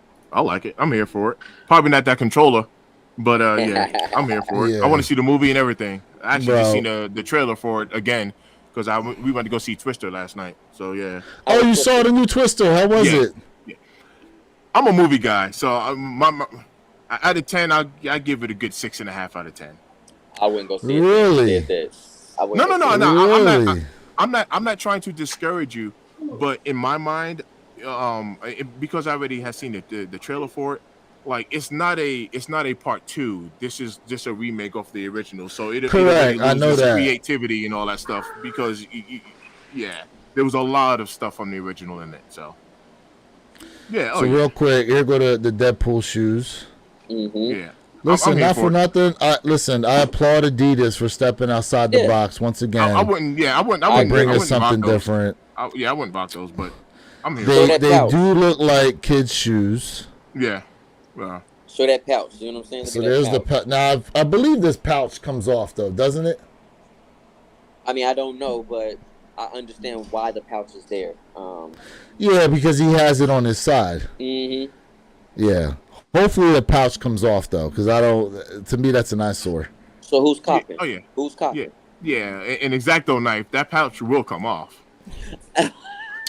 I mean, not for nothing. To me, like I feel like it'd be I don't know if I'd actually wear these, but it'd be a great display piece in my opinion. So you feel like with something, yeah, for real. Like it's there are some shoes out there that to me are a little too wild to probably wear, but to actually, as a sneaker collector, you know what I mean? I think that shoes like these, would be a great display piece. For example, Adidas. Where the heck are the Master Splinter and Shredders? Oh yeah, I remember that. Oh my God! Remember that. Where are those at? You Don't get giving me us upset. these things? You ain't dropped them things in America yet. Yeah, I remember Don't that. get me Okay. upset. Don't get me upset. Before you drop these, you guys got to drop us some Master Splinters and the Shredders, because I'm still missing those. Don't get me upset. You know what's up with that? Don't get me upset. Not for nothing, too. The materials look pretty good actually on these Wolverines and Deadpools. They also got a cleat apparently. Yes, they do. They got a cleat too that I come think with the that's dope. pouch. I think that's dope. You know, now this is somewhat in direct competition with the Black Cement 3 cleats and a lot of the Jordan style baseball and football cleats that Nike's been putting out there. I think this is dope. Oh, so the pouch comes off because the pouch is loose right there. Yeah, the pouch is loose here, so yeah. Well, you obviously can't be wearing that pouch during the game. Are you sure? So, Nah, I'm just playing. I mean, these guys do wear their chains and stuff under their equipment, so it's possible. You know what I mean? You remember when? Listen, remember when T.O. pulled out his Sharpie to sign the football after he scored a touchdown? Mm-hmm. You know what I mean? Like, imagine he had like a little carrying pouch on his shoe. Style, man. Yeah, a lot of people are about style, like doing something different. Yeah. Yeah. Real quick, because Bo Dominican York was talking, and I sent this to the WhatsApp group. I don't know if you guys saw the picture. I sent you I don't have many old pictures of myself back in the day. I just don't. You wanna display that for the Yeah, no, I don't mind at all. Oh, okay. You'll be able to see that. You'll be able to see that. One of my Averex. Oh, I saw it. I don't know if you wanted to show our viewers. I wanted y'all to. I don't know how clear. I don't know how clear it's gonna pop up. Okay. Tyler goes, Nike and Adidas are like oil and water. You can't wear brands together that are direct competitors. Okay. Yeah. Okay. And once again, like, there's a part of that I do agree with. Like Big Keith, he's not on today, but he's one of my friends out here, and he works for Nike. So of course I expect Keith to rock nothing but Nike, right? Absolutely. I mean, he's an employee there. Like he's pushing his brand, and like I get that. But like Jay said, we can actually do what we want. Now once, if I ever get sponsored by Nike, I'm gonna be Nike all day, right? I mean, Absolutely. Yeah. Joel Campo goes, pros do it every day in the game.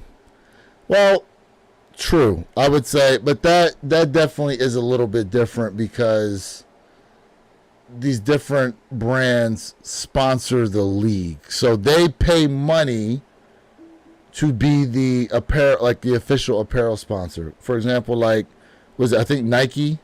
Is it Nike who's the official apparel sponsor of the NBA?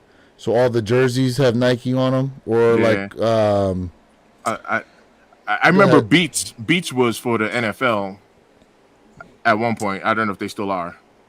Yeah, so all the players were basically, if they were going to be seen wearing headphones, it was to be Beats headphones because they sponsored the league. Right. You know what I'm saying? So yeah. Let's see here.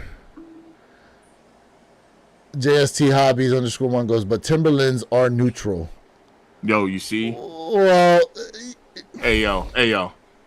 Now, So- I need go to ahead. bring up that picture because you can see how we were rocking Tims back in the day. My boy had on the customs, and this is back in the day before before they even came like this. So we used to get our Timberlands dyed. The bad thing about it was when it rained, that dye, it didn't look used so to good. dye at Tim's, the butters. bro. Used to dye the butters. Bro. And that picture is showing up nice and clear too for those watching. Okay. I see you. So those blue ones are dyed, Those are dyed, bro. and what's so funny is now they sell them in that color. Bro, that's Speaking dyed. of which- he had that dye to match his sweater, and we would have red, green, all types of colors, bro. Speaking of which, the Louis Vuitton Timberlands dropped yesterday. Who copped a pair? Anybody cop a pair of those? Mind you, they was retailing for like $2,000. No, Sersky. Somebody I am friends with did cop themselves a pair though. When it was all said and done, after the taxes and shipping and stuff like that, it was closer to $3,000. Wait. They That them retail boot. for $2,000 and to ship The taxes ship and was fees, yeah, bro. Like when I say $2,000, it was like, okay. Let me find out what the retail price was on the LV Timberland boots. Woo. Let's see. So right now they are actually, bro, these things reselling for $5,000. Size 11.5, 5,200, bro. What? That's a great investment. Yeah, I ain't gonna lie. Them joints is tough though. I mean, they look good. I ain't gonna lie. It But looks what's way better than the mischief. the bro. Looks way better than that. Yeah, the Here we go. tough. Product details. Let's see what the retail price on them was. Okay, there we go. Retail price was $2,850. Oof. Okay. Yeah. So after taxes and shipping, all So the that, it came $3,000 out makes to over sense. $3,000. Yeah. Yeah, that makes sense. Now that makes sense. I'm like, wait a minute. $1,000. Buy now. Damn, size 13, $8,500, bro. That is a great investment. I didn't even know these dropped yesterday. I did not know. I was unaware. Yeah. Anybody in the chat? Anybody in the chat? Go ahead and cop themselves a pair of the LV Tims. Yeah. I would have loved to pick them up. That's one of those. I'd pick them up, review them, throw them on the channel, and they'll be sitting right there. That is a great. See, that's a display piece. You couldn't actually wear those. I don't think. Man, I wouldn't even. No, that's an investment. I'd sell them.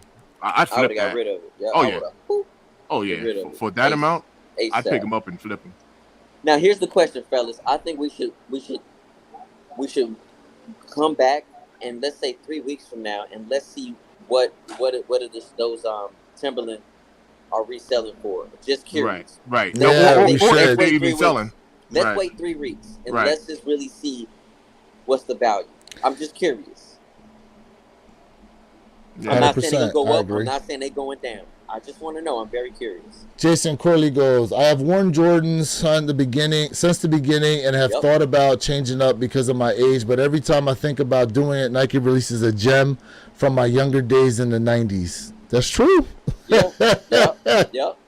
Facts. That's facts. 100% facts. All facts, bro. Hey, wear what you want, man. Like, look, I'm 44 and I got a do-rag on my head. Like, wear what you want. Yep. And I'm a business owner. Wear what you want. Yep. People are going to be mad as hell when Jordan 1 spin the block. Now, we may never see pandemic prices again, but I tell you what, these guys are right. You're going to look at something like the hold on, where's the rest of this comment? Okay, here we go. Like the Royal Reimagined, people are going to look all of a sudden, that shoe was going to be like $350. People are going to be like, what wasn't it just 109? Yeah, that's true. Yep. 100%. So let me let everybody know that since we're talking about cross brandings, people interested in different type of brands, right?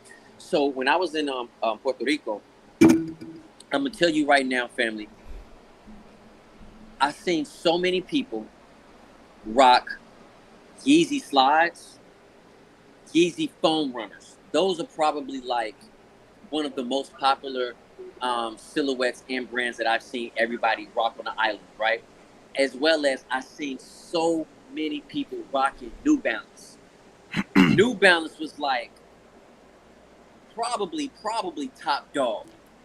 And I will honestly tell you this, man, what sneaker stood out to me is I seen a lot of people rock the Reebok tennis, particularly the white and green pair. I've seen so many people on the island rock those particular silhouettes. Now, some could have been tourists, some could have been, natives to the island of Puerto Rico. But I will say this, man, I have a video coming for you guys where I'm at a sneaker shop in Puerto Rico. And I was told that anything that's Bad Bunny related, he couldn't keep it on the show. Wow. He could not, and it makes sense. So, as to go to say this, we talked about this in the past, family. We talked about region, right? Whether it's North America, South America, Europe, Asia. Every region has whether it's a particular colorway that they love or it's a particular brand. So region-wise, a lot of stuff matters. So I'm telling you right now, man, like this sneaker shop has some really dope heat, fam. And I was like, wow. So you get to see, you know, how other people are rocking. And don't think Asics was not being rocked out there as well. I mean, don't get me wrong. You've seen younger individuals rocking Jordans. You absolutely did. But you also seen younger and older rocking Asics. I'm telling you. But those top three that I talked about, New Balance, Yeezys, and those Reebok were probably the top three I've seen rocked on the island. Right. I'm liking the balloons, Jay. I saw those balloons pop up. Yeah, I mean, I didn't change my settings or something. So nah, it's because you're on the iPhone, right? yeah. Yeah, it's something with the iPhones that'll allow you to do that. Yep, absolutely. But yeah. Let's see here. What else we got? Jason Quilly goes.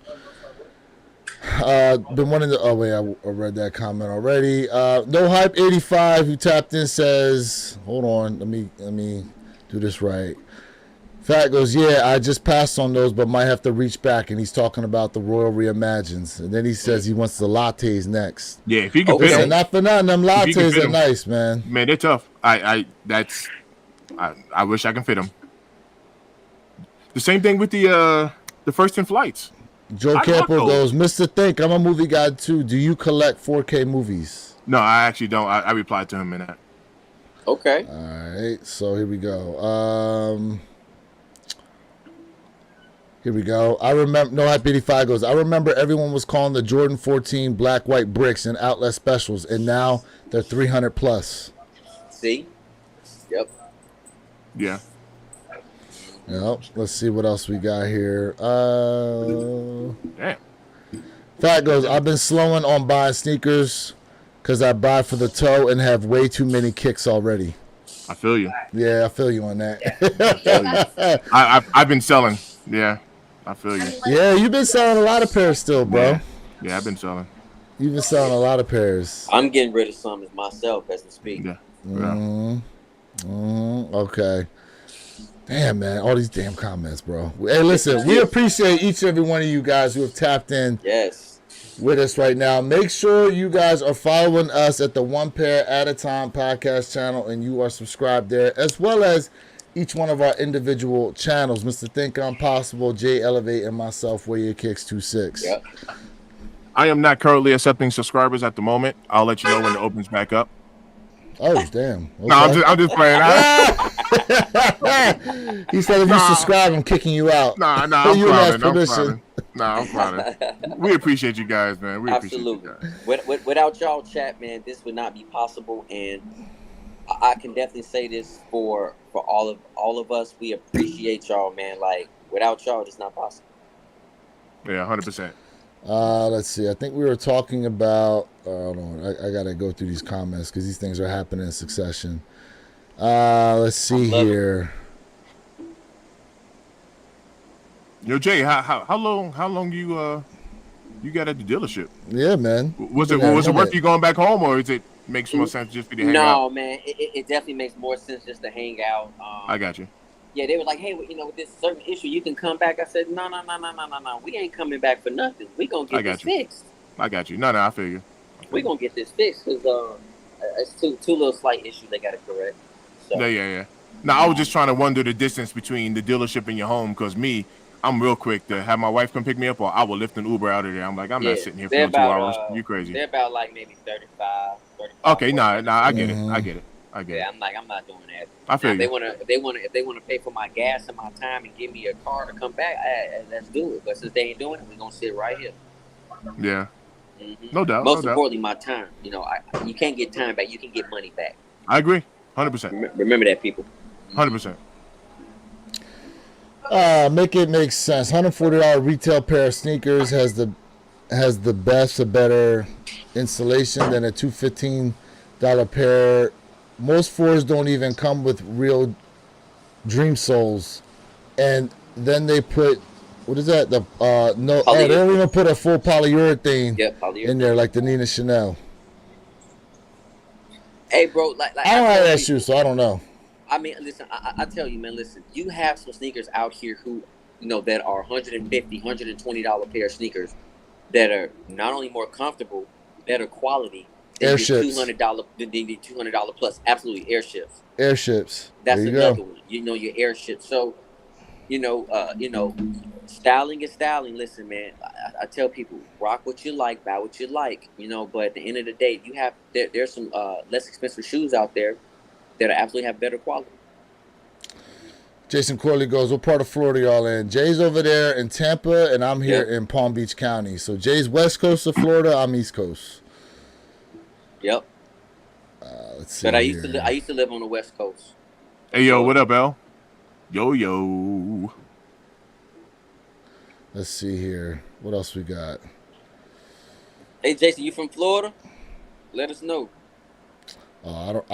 You guys in the chat are sitting there going through, having your own conversation. Hey, listen, we appreciate that too. You guys are talking to each other in the chat. Yeah. Definitely appreciate all that. So real quick, guys, I want to, I had it up here. I'm gonna bring it back up. We got images finally of the Ama Meniere 4s, and I want to know what your guys' thoughts are on the shoe itself. Let me go ahead and bring it up here. So here we go. Images of the Ama Meniere 4s that are going to be dropping. The Phantom pair. Mm-hmm. Apparently retail on these is supposed to be $250. Not sure why, but it is what it is. What do you guys think? Mr. Think, you want to hit it first? I'd grab them. I'd grab them for sure. That's fair. For sure. From what I'm seeing there, once again, I'm liking the interior. Do you see that interior there, the It's stitching and all quilted. that? Yeah. The other 4s that dropped are the Yeah. same way. Yeah. So I'm liking that. I will grab them. Look. Let me put it this way: $250. Look, if you drop in $250 on J Balvin's, which I don't have, right? I wanted them, so I dropped $250 on these because I'm sure the materials on here is gonna be nice. Could they have thrown maybe a little bit of that color, maybe in the eyelets there, or maybe the netting itself, or behind the netting, the webbing, maybe somewhere maybe just on the strap, maybe just somewhere else? Possibly. It looks real plain, right? But that's not necessarily a bad thing. I'm just, But at the end of the day, I'll grab them. That's my answer. I grab them. Go ahead, wear your kicks.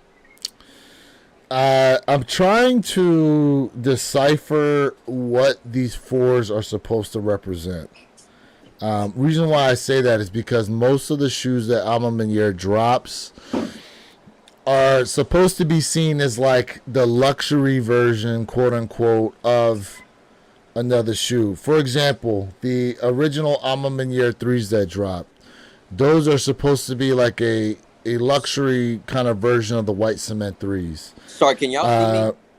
No, you went out. Nah, you went out. Okay, hold on. Okay, But, keep going. But we can hear you. Go ahead. Well, we can hear you.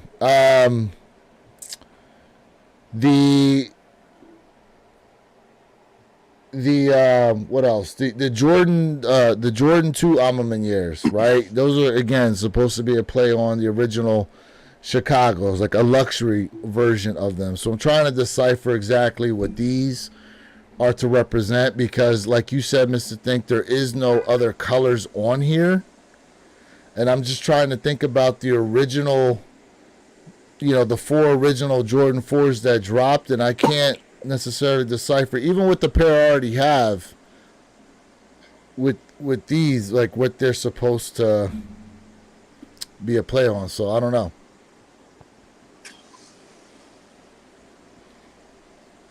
But Jay, what you got? So this is a cop for me, but here's my problem with the sneaker.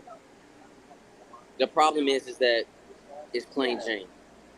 Ama Meniere has great detailing. I love the box.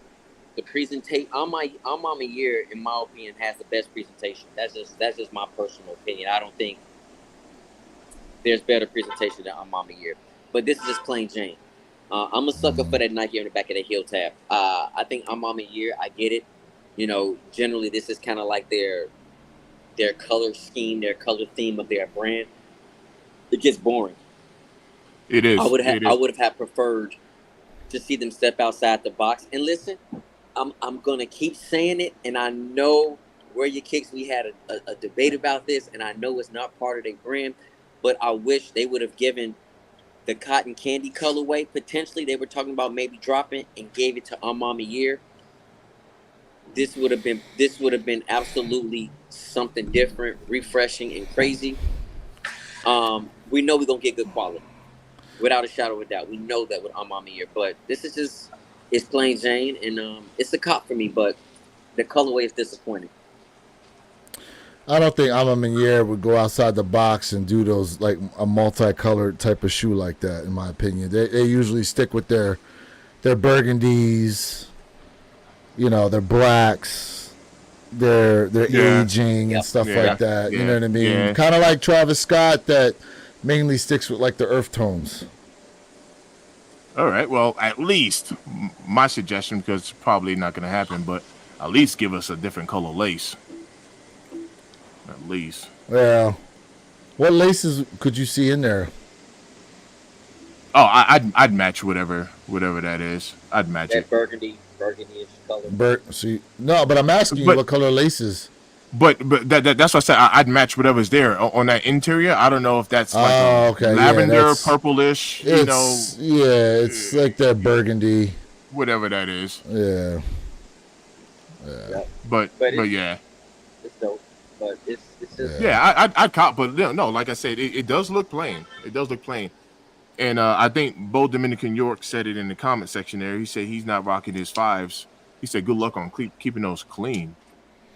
The white 5s. I believe that's what he was talking about. Let me try to find that comment again.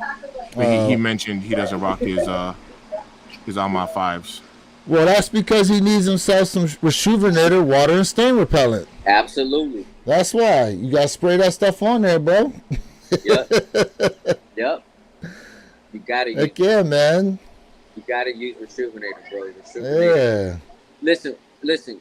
Whether you want to go ahead and rock with, wear your kicks 26, or you want to go ahead and rock. That was no hype. My bad. Go hype, okay. Or you want to rock with me, J Elevate, man. Listen, we both can, absolutely save you guys 10% off of all of your Rejuvenator needs. Yes, sir. Yes, sir. What we got here? Nah, I take it back because the Alma ones are supposed to pay homage to the metallic burgundy. Okay, yeah. So this is a comment to his earlier one. Because he says, I think they did those renditions with the 3s, but not with other silhouettes. What do the current Alma 4s represent? I don't know. No idea. Here we go. Fat goes, same here. Until I recently walked into Social Status to check on the Alma 3 raffle, and when you keep your bag for Social Status, that's 10% off your next purchase, so I couldn't pass that up. Oh, there you go. Absolutely. Save that money. Save, man. It's awesome. There you go. 10% off with keeping the bag. That's pretty dope. Absolutely. That's pretty dope. What else we got here? Any other comments? What we got? Nike needs to bring back some of the Converse line. Them PF Flyers. Hey, man. Don't slip on them Converse. Yeah, them PF Flyers. Don't sleep. Fat goes, I've been wearing Space Jam lows in June, then I shifted into Air Jordan 1 low mode. They're like slippers. Okay. Yeah. Okay. Yeah, that's what's up.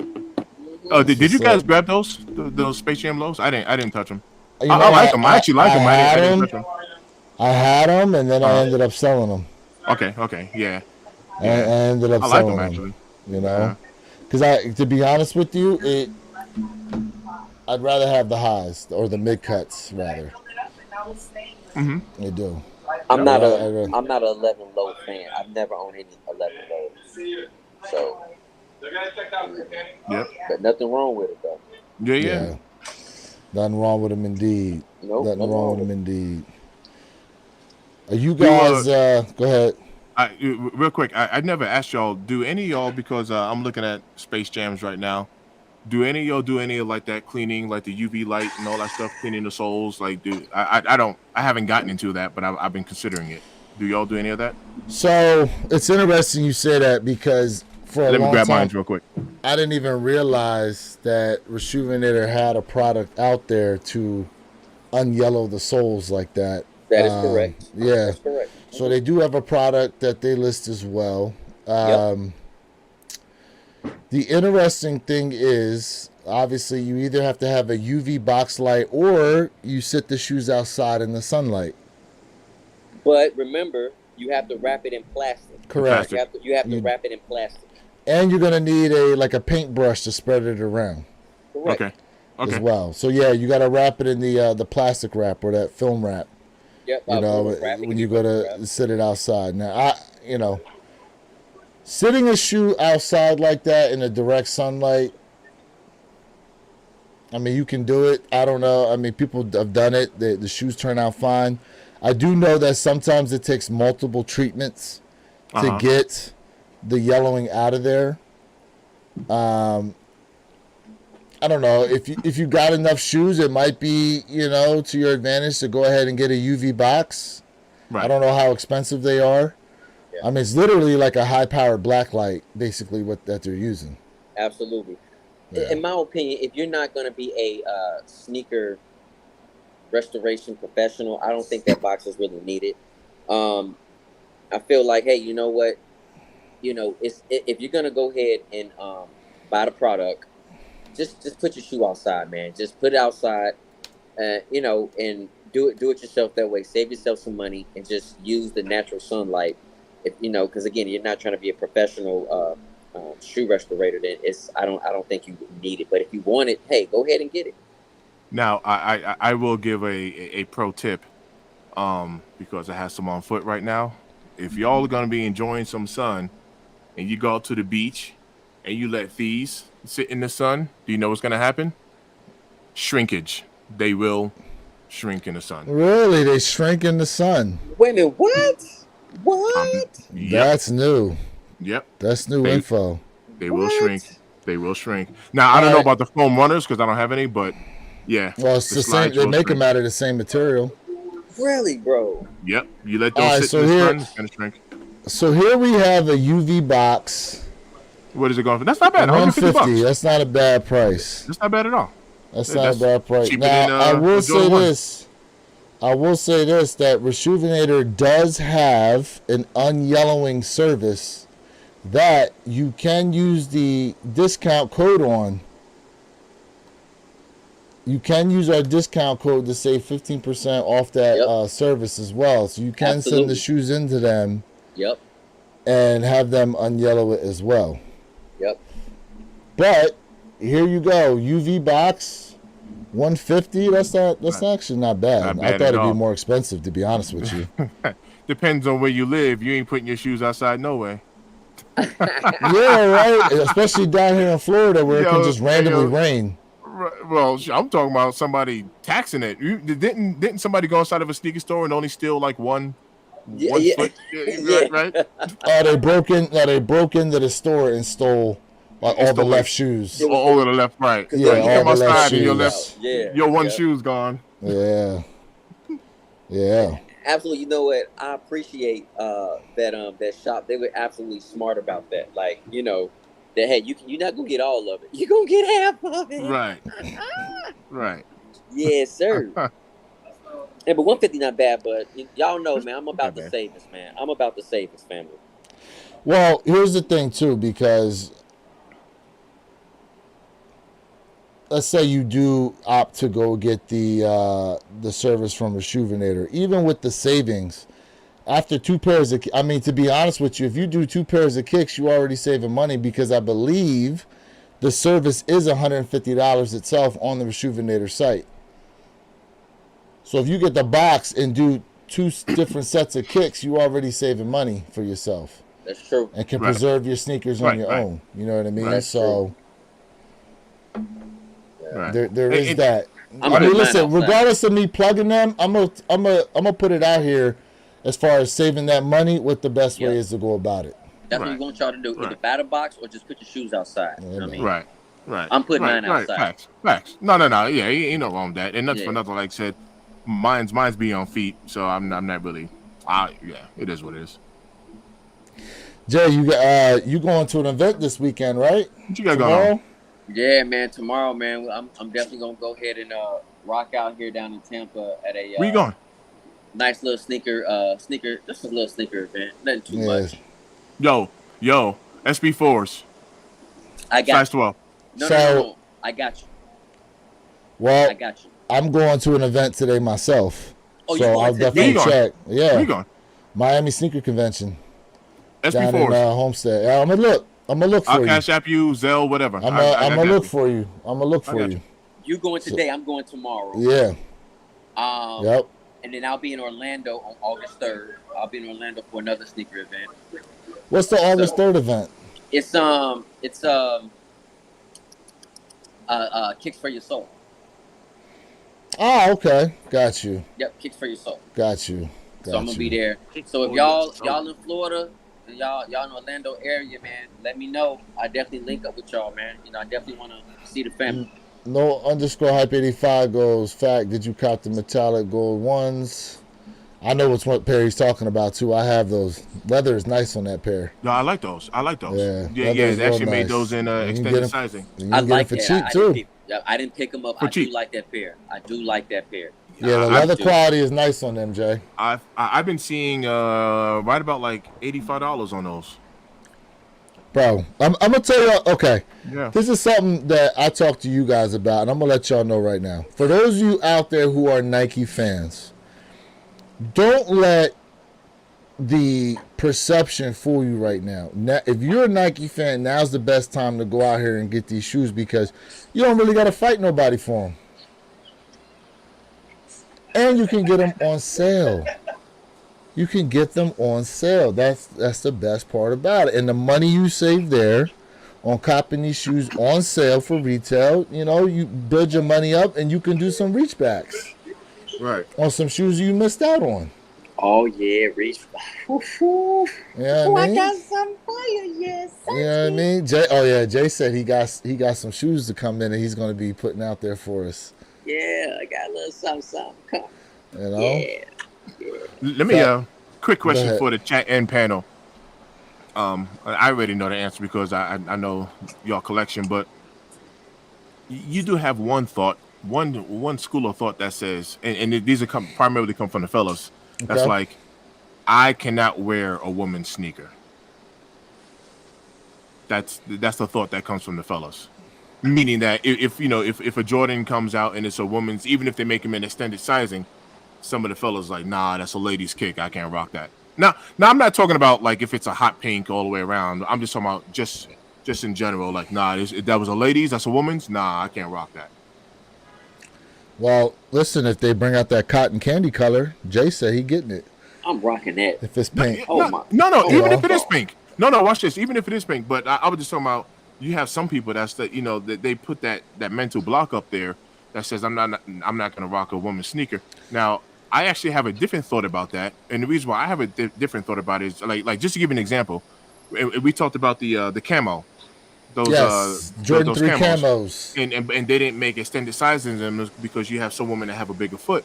Now, if let's say Caitlin Clark had her own shoe, who's a woman, right, and she's a basketball player, I can see you making a woman's shoe for a woman. It's a woman's shoe, but Michael Jordan's a man, so Jordan should be made in full sizing anyway, which would automatically include the females. But he was a man. He is a man. So how are you making a woman's only Jordan sneaker? They should make it large. Anyway. So like what about the Ama 5 Dawns? Those are a woman's shoe, extended sizing. Oh no, I don't have a problem rocking a woman's kick. I mean, the fact that they designate them a women's shoe, to me at this point is kind of irrelevant. A lot of these colorways they're very much universal in terms of gender is concerned, in my opinion. Those Desert 3 camos, had they came in extended sizing, I probably would have got those. I pick them up too. It makes no sense that you make a shoe that's to represent the WNBA. And like we talked about before, you got women in the WNBA who have a bigger than a 12W foot. Yeah, yeah. Right. So what sense does that make to? It's not even for them. To make a shoe, and they can't even wear them. Right. It's not for them, and it's not for us. Exactly. Right. So it is what it is. But a lot of it does come down, in my opinion, for myself, to how the color blocking is on the shoe. Whether or not I look at it and go, okay, that's a woman's shoe, I probably wouldn't wear them. Like, case in point, I think there's a lot of shoes out there, though. For example, like the what was it? The yellow, not the yellow ochre fours. What they call them? The women's fours with the yellow on the wing straps and the yellow midsole. What were those called? I forget what they called those. Are the Air Jordan 4s? Yes, they have the sulfurs. Thank you. The sulfurs. I feel those. Like had they came those. in men's sizing, a lot of men would have bought the shoe. I actually like those. They're like and the you know black what and else yellow is joints. crazy? You know what else is crazy? There's a lot of sneakers that they put out there that are women's exclusives that women don't even buy. And when you ask the men about it, had they came in extended sizing, the men said they would have went and picked them up. Yeah. Quick question though, because I didn't look at them like in detail. Those sulfurs. I could be wrong, but I in one of my videos I had them in store and I put it down. I was like, sorry, Bigfoot, it's just not for us. Hold up. My man said, with all due respect, I believe my toes is drag queens. If I like it, I'm putting it on. He said, I am. Yo, that's my boy Elliot right there. My man said, I am Tyler Perry with the feet. Elliot. Hey, bro. My man said, I am Tyler Perry with the feet. That is, yo. Hey, Elliot, you gonna have me go to the bathroom on that one, bro. Hey, he about to have me go to the bathroom. Yeah, that's a wild comment. I love that. I love that comment. He said, my toes is drag queens. Oh, my gosh. That is wow. I love it. Bro. I love it. I'm dying. I love it. I'm dying. But yeah, those sulfurs, I don't think, and like I said, I don't think they had the SB shape on them. That was so when I had them in hand. You said they didn't? They didn't. Oh, you see, because when I was looking at them, I was like, I don't think these got the SB shape. Because you know how I am with them, with that SB shape. That's like yeah, man. Mm-hmm. Okay. Yeah, man. Yes, all. Yeah, man. Yes, all. All right, gentlemen. Well, look what time it is, man. Listen, to everybody who's been rocking with us in the chat right now, we definitely appreciate you guys for tapping in once again with us. We listen, without y'all, this stream does not do what it's supposed to do. Once again, please make sure, I'm going to put it here in the chat, that you guys are subscribed to the One Pair at a Time podcast channel. We got a lot coming up here. Sneaker battles, live streams, you know what I'm saying? Like, we got a lot of great ideas coming up here for the channel. Mr. Thing I'm Possible, what you got to close out with, bro? Yeah, I appreciate you guys tapping in. I'm going to hit that one more comment. Joel, he is right. He said, "Isn't the Travis Scott Canary a woman's?" Yes, 100%. Yes, it is. And I will rock those. I want those 100%. So were the olives. So were these. Olive. These. Yes. That's these right. were women's also. That's right. Yep. Totally. I would rock those. Yeah. Oh yeah. 100%. Chat, family, panel, everybody, man. Thank you for tapping in. Even when you reach back around and just kind of go back and just rewatch it or whatever the case is, I appreciate you. We all do. Look, y'all definitely make it a whole lot more interesting. I'm glad. I'm honored to be able to do this. A lot of times, whenever we start late, I'm going to tell you right now, I take the blame of that because in Colorado, it's only 7 o'clock. In the East Coast, it's 9 o'clock for them. So, it'd be a little early.